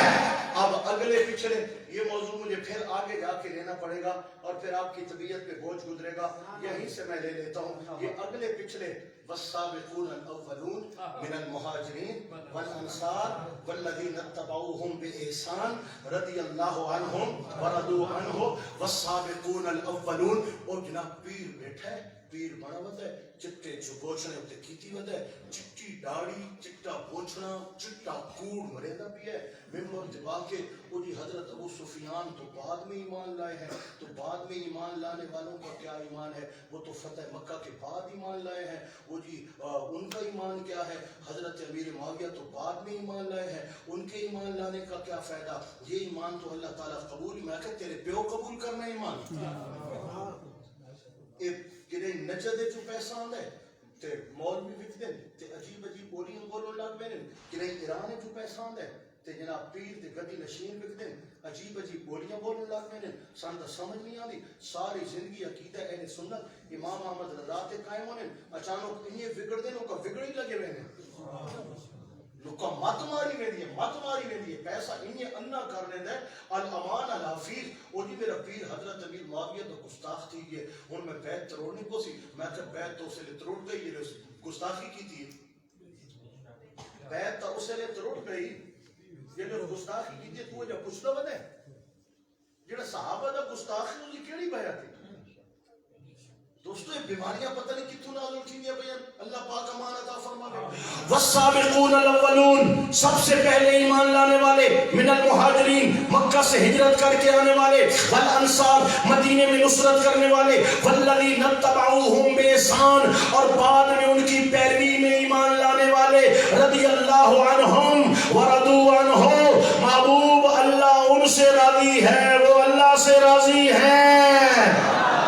تیرے اگلوں کو بھی بخشتوں تیرے پچھلوں کو بھی بخشتوں جو مکہ میں ایمان لائے جو مدینے میں ایمان لائے جو ہجرت سے پہلے ایمان لائے جو ہجرت کے بعد ایمان لائے جو فتح مکہ سے پہلے ایمان لائے جو فتح مکہ کے بعد ایمان لائے یہ نہیں دیکھوں گا کون کب ایمان لایا محبوب تیرے صدقے بخشش کا پروانہ مل جائے گا اللہ کریم فرما رہا ہے دوستو ایک جگہ پہ نعرہ لگتا ہے ہر صحابی نبی اونچا اونچا ہر صحابی نبی ہر صحابی نبی جناب اسٹیج پہ بیٹھا کوئی پیر یا کوئی پیر جناب مائک لے لیتا ہے اور کہتا ہے یہ نعرہ جناب یہاں پہ نہیں آپ کو کیا پتا کہ صحابی جنتی ہے میں نے کہا آپ کو کیسے پتا کہ آپ کا بابا جنتی ہے جس کا عرس منا رہا ہے ولی اللہ کا ولی ہے ولی جنتی ہوتا ہے میں نے کہا ولی جنتی ہوتا ہے تو صحابی کی تو شان ہی ولا ہے صحابی کی شان ہی ولا ہے اور صحابہ کو تو قرآن نے جنتی قرار دیا ہے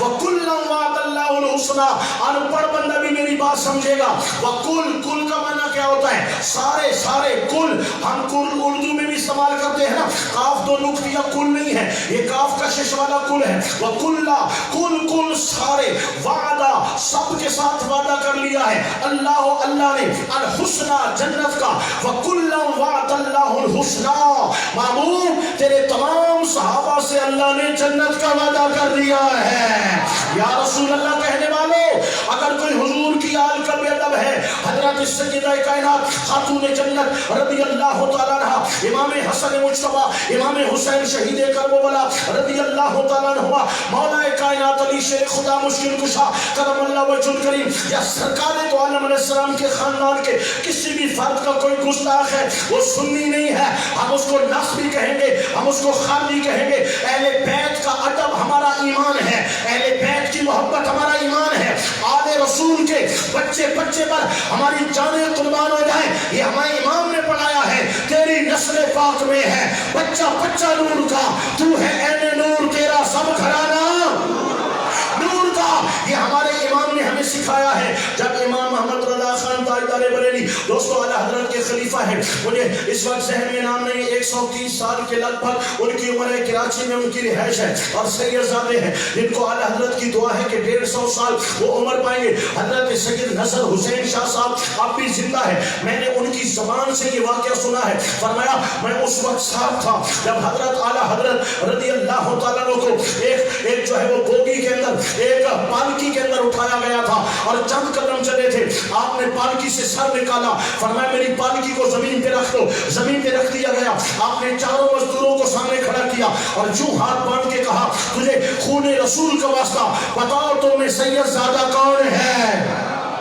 ایک شخص کی آنکھوں میں آنسو آ گئے آپ نے اس کے پاؤں میں اپنا امامہ رکھ دیا اور فرمایا سید زادے مجھے معاف کر دے قیامت میں رسول اللہ کو کیا منہ دکھاؤں گا فرمائیں گے احمد رضا میری محبت کے دعوے بھی کرتا تھا اور میرے سجادوں کے کاندھوں پہ سواریاں کرتا تھا حضور میں نے معاف کیا فرمایا واللہ میں گواہ ہوں میں نے اپنی آنکھوں سے دیکھا اعلیٰ حضرت نے فرمایا میں تب تک میرا دل مطمئن نہیں ہوگا جب تک آپ اس پالکی میں نہیں بیٹھیں گے اور احمد رضا کاندھے کا سہارا دے کر نہیں چلے گا فرمایا آپ کی آخری عمر تھی آپ سہارا نہیں دے سکتے تھے کبھی میں آگے آتا اور کبھی صدر الشریعہ امجد علی آزمی آگے آتے اور کبھی سید نعیم الدین مراد آبادی آگے آتے اور اس طرح امام محمد رضا خان ایک سید ذات مزدور کی پالکی کو سہارا دے کے چلتے رہے یہ امام محمد رضا خان ہے لوگ کہتے ہیں وہ ناسبی ہے وہ حضور کی آل سے دور ہے معاذ اللہ ارے سن لو تمہیں پتہ ہی نہیں ہے آل رسول کا مقام کیا ہے اگر آل رسول کا مقام سمجھایا ہے تو امام محمد رضا خان نے سمجھایا ہے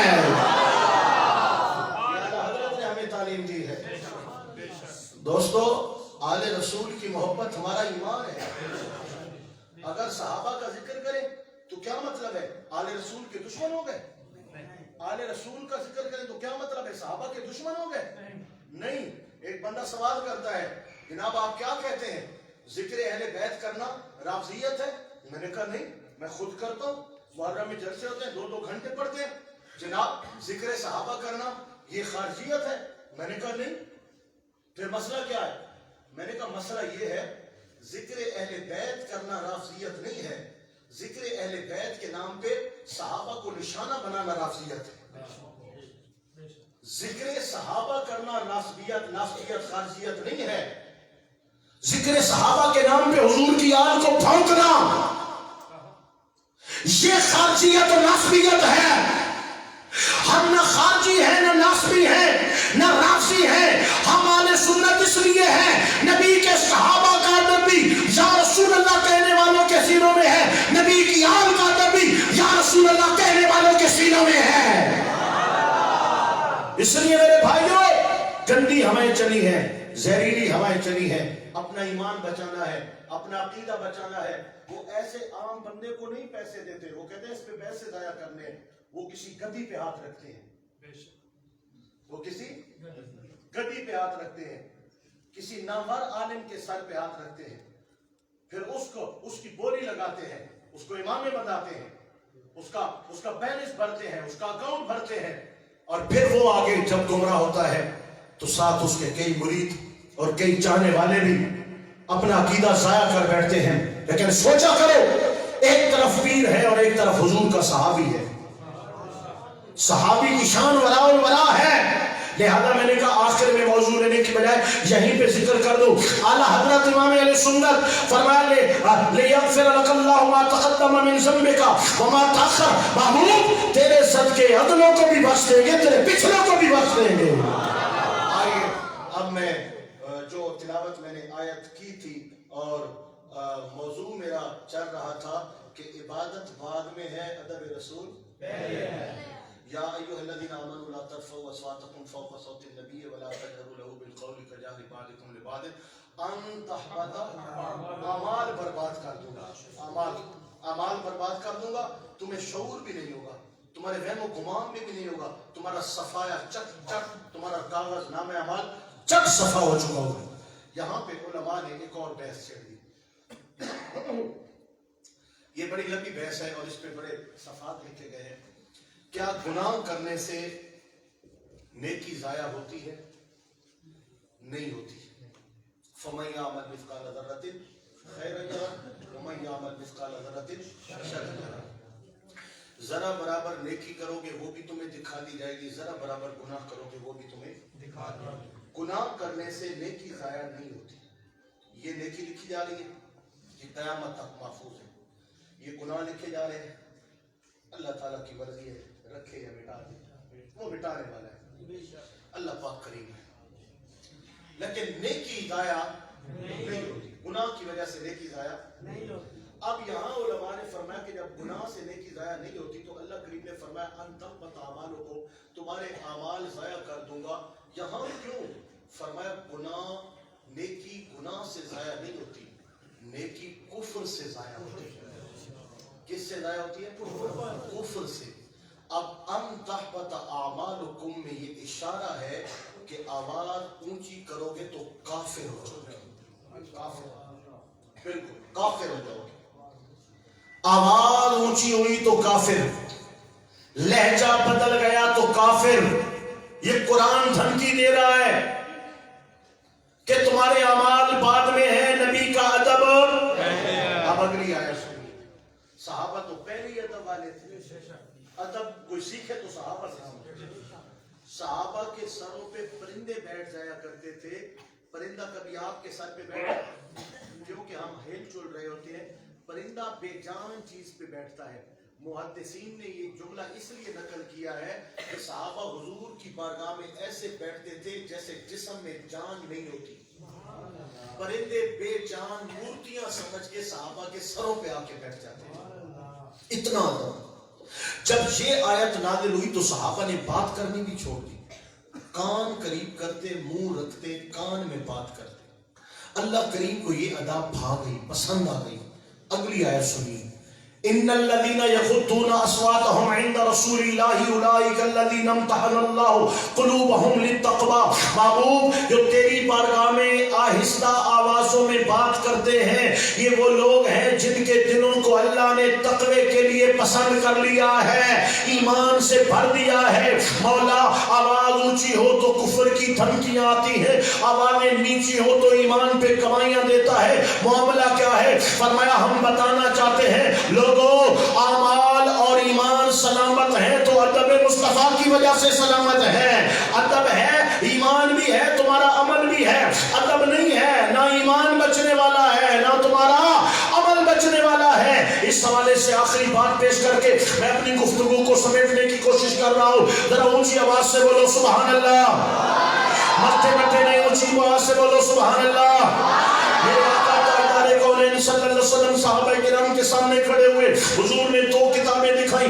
اس کتاب میں جنتیوں کے نام ہیں، اس میں جہنمیوں کے نام ہیں. جبریل امین میرے پاس لائے ہیں. اللہ نے ایک ایک جنتی کا نام بتا دیا ہے، ایک ایک جہنمی کا نام بتا دیا ہے. اللہ کے محبوب نے یوں فرمایا تو صحابہ بولے سبحان اللہ. آنکھوں چاہ کیا بولے صحابہ؟ سبحان اللہ. لیکن دوستو جب مسجد نبی میں نماز ہو چکی، باہر نکلے تو چند منافق علیحدہ ہو گئے، جیب میں گویاں کرنے لگے.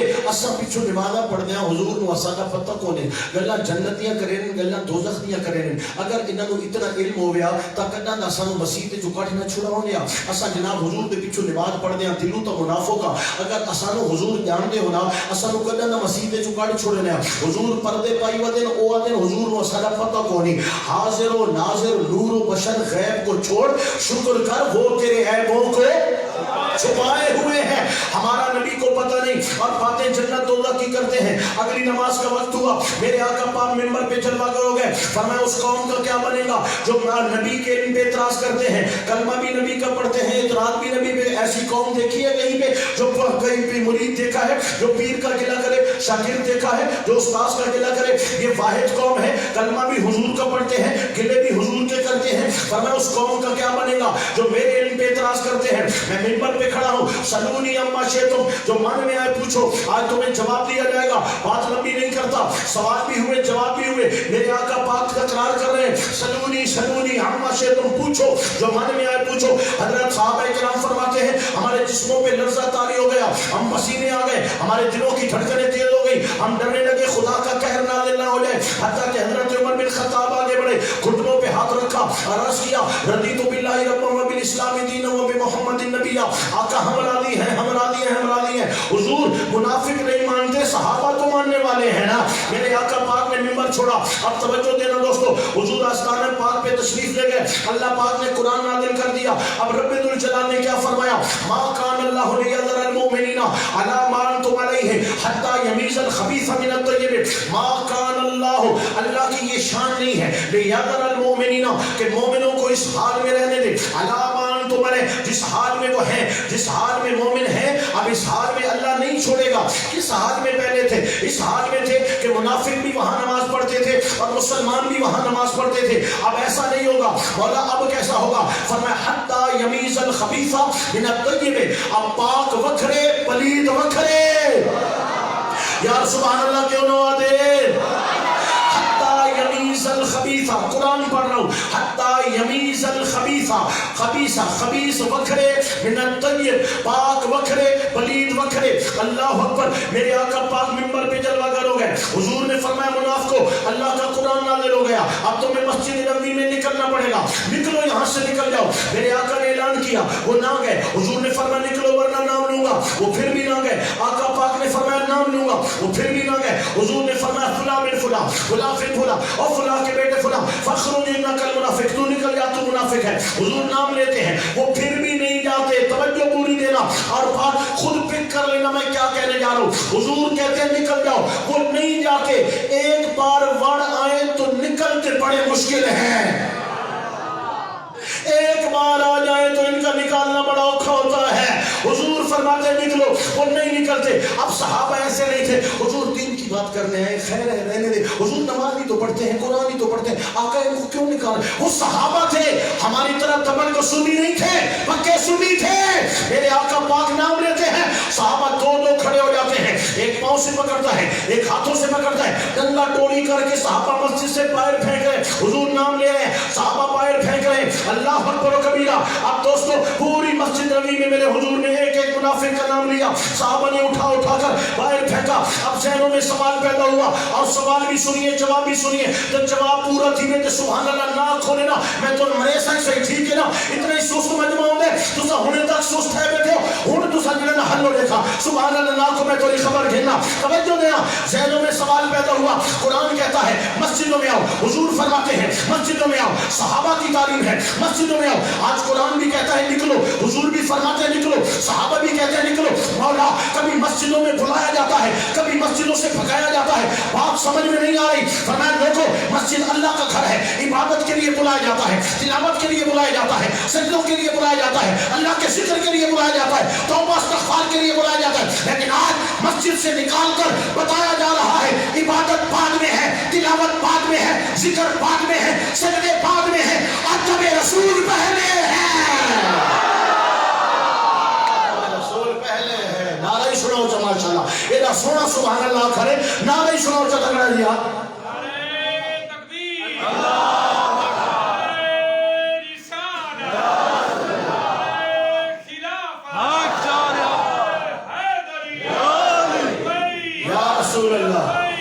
رسول اللہ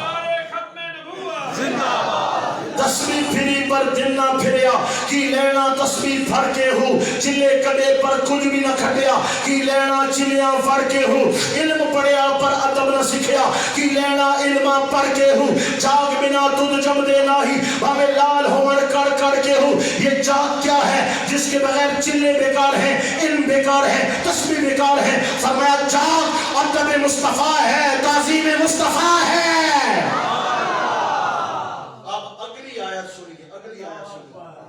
اگلا جملہ سنی آیت کا رولا کی تو پیا. آقا پاک فرمایا میں جنتیاں نو ڈالنا دوست کیا لو انہاں کا سارا تپتا کو نہیں. آقا پاک فرما دیتا نکلو فلانے فلانے.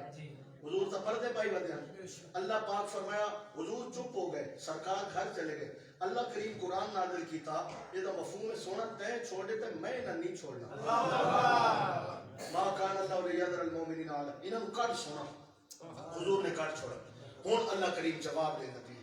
جواب سنائے وما کان اللہ لیطلعکم علی الغیب. اللہ کی یہ شان نہیں ہے کہ ہر ایک کو غیب دے دے. وما کان اللہ، اللہ کی شان نہیں ہے لیطلعکم کہ تمہیں اطلاع کرے، تمہیں بتائے علی الغیب، غیب کی باتیں تمہیں غیب پر مطلع کرے. یہ خدا کی شان ہے. یہ تم کون ہے؟ لیطلعکم کون ہے؟ یہ منافق ہے، یہ عام لوگ ہیں. عام لوگوں اللہ کی یہ شان نہیں کہ تم کو غیب بتلائے. ولیکن اور لیکن اللہ تعالی یجتبی چن لیتا ہے من رسلہ اپنے رسولوں میں سے من یشاء جسے چاہتا ہے. اللہ رسولوں میں سے جسے چن لیتا ہے اس کو علم غیب عطا کر دیتا ہے. رولا تھا علم غیب رسول کا اور رولا تھا عقیدہ اہل سنت کا. ہم مانتے ہیں وہ نہیں مانتے، صحابہ مانتے ہیں وہ نہیں مانتے. میں نے دوستوں تقریباً 1 گھنٹہ 22-25 منٹ ہو چکے ہیں خطاب کرتے ہوئے. نہ میں دائیں گیا نہ میں بائیں گیا، نہ توڑا نہ ٹپا نہ ماریا نہ تاریخ. اللہ کا قرآن پڑھ پڑھ کے عقیدہ اہل سنت آپ پر ظاہر کر رہا ہوں اور آپ کو بتلانا چاہتا ہوں. ہمارا عقیدہ گلیوں میں بیٹھ کے نہیں بنایا گیا، نجد سے نہیں مانگا گیا، ایران کی گلیوں سے نہیں آیا.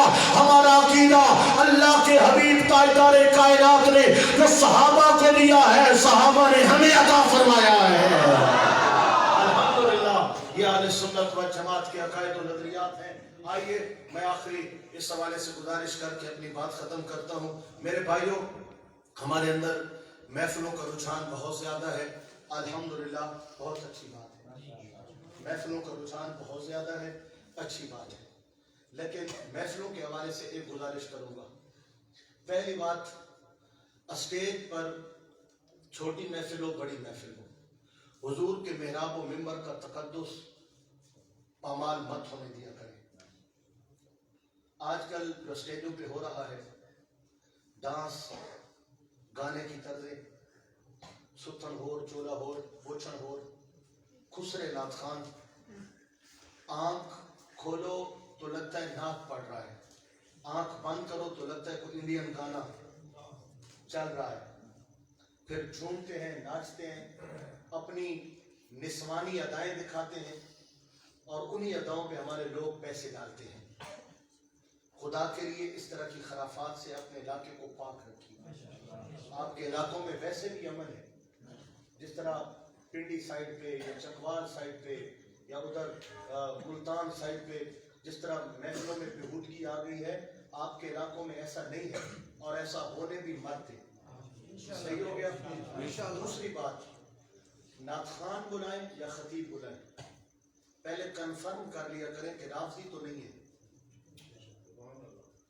ایک نعت خان ہے احمد علی حاکم، اس کو حضرت عثمان غنی رضی اللہ تعالیٰ عنہ کی منقبت پڑھنے کے لیے چٹ دی گئی، بیل میں محفل نعت تھی، وہ چڑ گیا، آگ بگولا ہو گیا، انہوں نے کہا میں ذکر علی کر رہا ہوں اور تم مجھے ڈسٹرب کر رہے ہو۔ اعلیٰ حضرت نے کہا کہ شان صحابہ لکھی ہے اور فلاں نے کہاں لکھی ہے، فلاں نے کہاں لکھی ہے۔ اس طرح کے نعت خانوں کو 70 ہزار روپیہ 80 ہزار روپیہ دے کے بلایا جاتا ہے، سٹیج ہمارا، پیسہ ہمارا، عوام ہمارا، اور عقیدہ دوسروں کو پروموٹ کیا جاتا ہے۔ اپنے ہاتھوں سے اپنے عقیدے کا ہم قتل عام کر رہے ہیں۔ یہ مفتی حنیف قریشی، یہ 60-70 ہزار سے کام آتا ہی نہیں ہے، سیکورٹی علیحدہ مانگتا ہے، اور ہر جلسے میں حضرت امیر معاویہ رضی اللہ عنہ کی شان میں گستاخی کرتا ہے۔ ایسے لوگوں کو جلسوں پہ ہمارے سنی کہتے ہیں بلائیں، کیونکہ عوام علماء سے مشورہ نہیں کرتے، آپس میں فنڈ کرتے ہیں، شور والا مولوی پسند کرتے ہیں، شور والا ہو لیکن کوئی عقیدہ تو درست ہو نا۔ کون کہتا ہے کہ شور والے کو نہیں بلاؤ؟ شور والے کو بلاؤ لیکن عقیدہ تو درست ہو، کم از کم 1 لاکھ میں بلا لو، یہ تمہاری مرضی ہے، عقیدہ تو درست ہو نا۔ نعت خان بلاؤ، عقیدہ درست ہو، کم از کم چہرے پہ حضور کی سنت تو ہو، نماز تو ہو، شکل تو مسلمانوں جیسی ہو، خسرا تو نہ ہو نا۔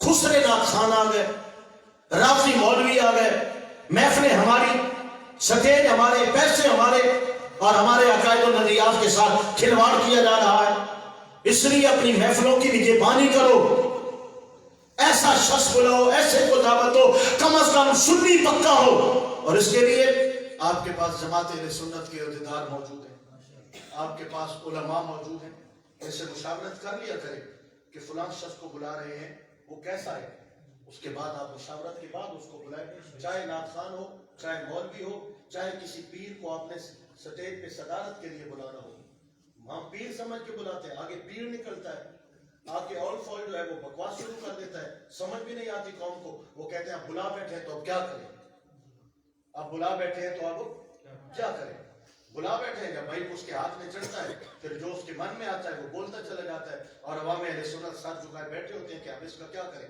اس کا کوئی علاج ہی نہیں ہے۔ دوسری گزارش میری یہ ہے کہ محفلوں کا رجحان ہمارا زیادہ ہے، لیکن آقا نبی کریم علیہ السلام کی تعلیم، آپ کی تربیت، آپ کے ارشادات، آپ کی سیرت، آپ کی سنت، آپ کی شریعت کی طرف ہماری توجہ نہ ہونے کے برابر ہے۔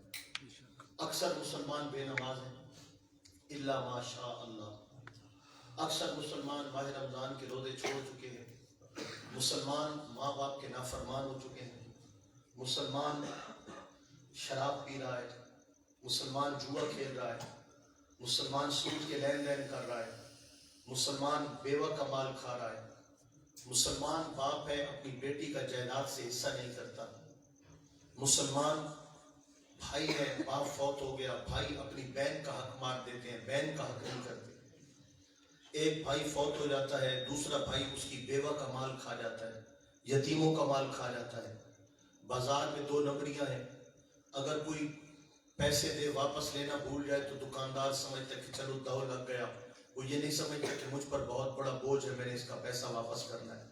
اگر کوئی کسی کو قرضہ دیتا ہے تو قرضہ لینے والا سمجھتا ہے میں نے اس کو دو دپا لگا لیا، وہ واپس کرنے کا نام نہیں کرتا۔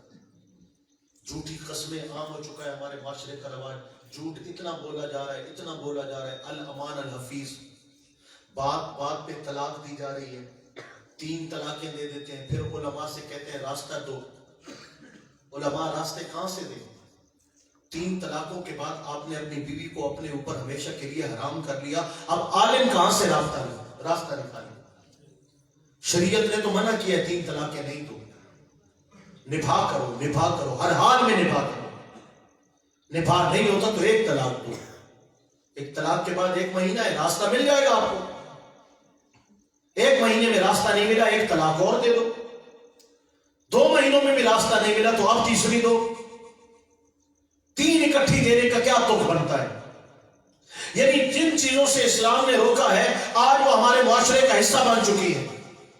بوڑھے ماں باپ کی فریاد سنو تو وہ دیواروں سے لگ لگ کے رو رہے ہیں کہ پالا تھا، پوسا تھا، بڑا کیا تھا، پڑھایا تھا، آج میری سنتا ہی نہیں ہے۔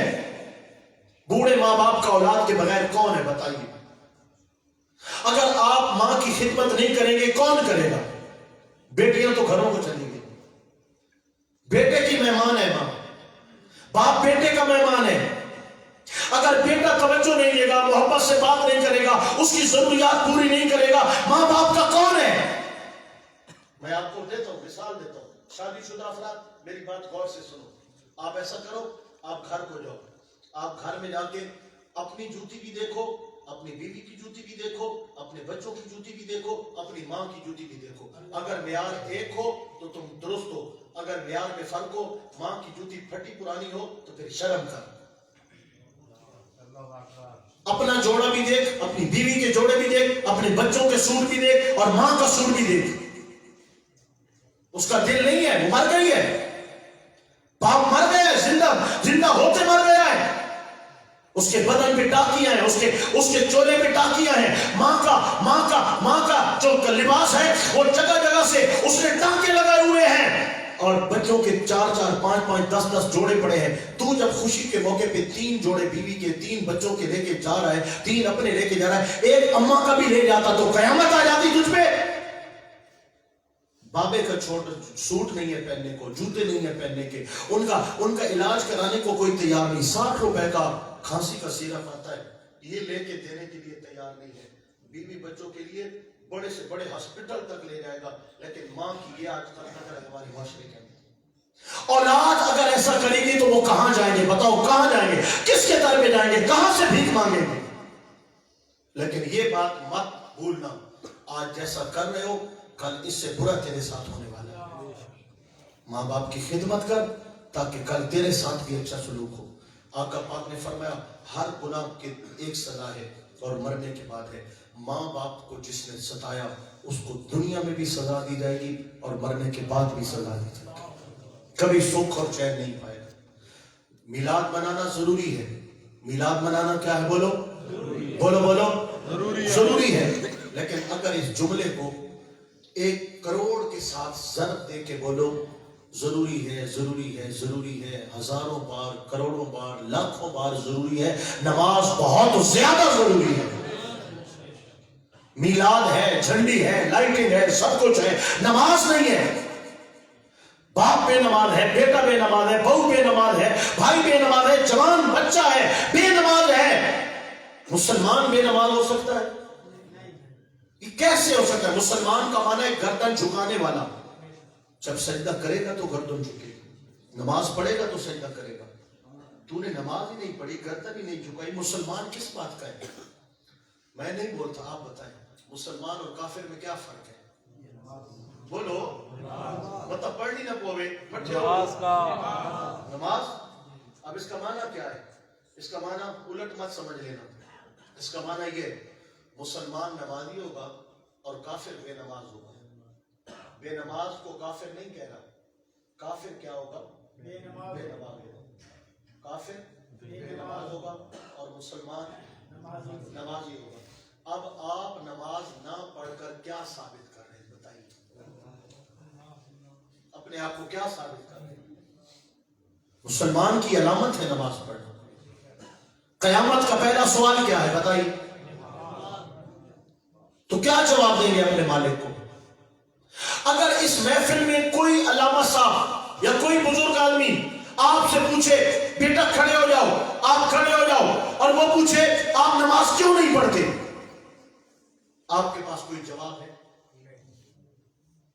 میں نیند میں پڑھا رہتا ہوں، 10 گھنٹے موبائل کھیلتے ہیں، نماز نہیں پڑھی جاتی، دکان پہ آنا جانا ہے، نماز نہیں پڑھی جاتی، سکول کالج ہے، نماز نہیں پڑھی جاتی، محنت مزدوری ہے، نماز نہیں پڑھی جاتی، دفتر ہے، نماز نہیں پڑھی جاتی. بھائی کیوں نہیں پڑھتے؟ آج جب ہمارے پاس کوئی جواب نہیں ہے تو جب قیامت کا دن ہوگا، 50,000 سال کا دن ہوگا، سورج سوا میل پہ ہوگا، اللہ پاک پوری قہاریت کے ساتھ جلوہ گر ہوگا، اللہ کریم پہلا سوال ہی نماز کا کرے گا. وہاں کیا بتاؤ گے؟ کیا جواب دو گے کہ میں نماز کیوں نہیں پڑھتا تھا؟ پہلا سوال نماز کا ہونے والا ہے میرے بھائیوں. اور نماز تو برکت ہے، نماز تو اتفاق ہے، نماز تو چین ہے، نماز سکھ ہے، نماز سکون ہے. بے نماز شخص تو دنیا آخرت میں ذلت اور خاری کا توق ہے اس کی گردن میں. لہذا میرے بھائیوں میری یہ دعوت ہے کہ ماں باپ کی عزت یہ اپنے اوپر لازم کر لو، اور 5 وقت کی نماز اپنے اوپر لازم کر لو. پڑھیں گے نہیں پڑھیں گے؟ بولو بولو، پڑھیں گے نہیں پڑھیں گے؟ انشاءاللہ یہ ضرور پڑھنا ہے. اور آخری گزارش میں یہ کرنا ضروری سمجھتا ہوں میرے بھائیوں، آخری گزارش میں ضرور سمجھتا ہوں کہ جو مسلمان معاشرہ ہوتا ہے اس میں شراب، بے حیائی، بدکاری، لوگوں کی عزتوں سے کھیلنا، لوٹ مار، جھوٹ، وعدہ خلافیاں، یہ گندے کام نہیں ہوتے. ہم مسلمان ہیں، شراب سے دور رہو، بہت دور رہو. بدکاریاں کرنا مسلمان کا شیوا نہیں، شرابیں پینا مسلمان کا شیوا نہیں. یہ آج کل کرکٹ کے میچوں پہ فینسیاں اور بکیں چل رہی ہیں، جوا ہے. جوا کھیلنے والا ایسے جیسے کوئی خنزیر کے گوشت میں اپنا ہاتھ ڈالتا ہے. اتنا ناپاک اور پلید انسان ہوتا ہے جوا کھیلنے والا. یہ جوا ہے، ہار گئے تو بھی عذاب، جیت گئے تو بھی عذاب. میرے بھائیوں کسی کا مال مت کھاؤ، کسی پہ ظلم اور زیادتی مت کرو. آج کسی کا مال کھا گئے، عیاشی آپ کے پچھلے کریں گے اور قبر میں عذاب آپ کو بھگتنا پڑے گا. دنیا سے اس طرح جاؤ کہ لوگوں نے آپ کا کچھ دینا ہو، آپ نے کسی کا کچھ دینا نہ ہو، کسی کا حق مارا ہوا نہ ہو. میرے آقا پاک کا ارشاد ہے، قبر جنت کا باغ ہے یا جہنم کا گڑھا ہے. وہ صوفیاء سے سوال کیا گیا کہ ہم نے قبریں ہزاروں دیکھی ہیں، نہ ہمیں آگ نظر آئی ہے نہ ہمیں باغ نظر آیا ہے. یہ قبر باغ کیسے بنتی ہے، آگ کیسے بنتی ہے؟ صوفیاء کرام نے فرمایا قبر میں نہ باغ ہے نہ قبر میں آگ ہے. جانے والا باغ بھی خود لے کے جاتا ہے، آگ بھی خود لے کے جاتا ہے. نماز پڑھو، تلاوت کرنے والوں، درود پاک پڑھنے والوں، ماں باپ کی خدمت کرنے والوں، رزق حلال پہ قناعت کرنے والوں، آنکھوں میں حیا رکھنے والوں، تمہیں مبارک ہو. تم دنیا سے جاؤ گے تو تم اپنے لیے قبر میں باغ تیار کر کے جاؤ گے. آج جو گناہوں میں پڑے ہیں، جن پہ کان پہ جو تک نہیں رینگتی، شریعت کیا ہے، توبہ کیا ہے، شرم کیا ہے، حیا کیا ہے، اس طرف بالکل مائل ہی نہیں ہوتے، یہ مت بھولنا اپنی قبر کے لیے آگ تیار کر رہے ہو. اللہ پاک ہمیں اپنے عذاب سے محفوظ فرمائے اور اپنی جنتوں سے حصہ نصیب فرمائے. وآخر دعوانا ان الحمدللہ رب العالمین.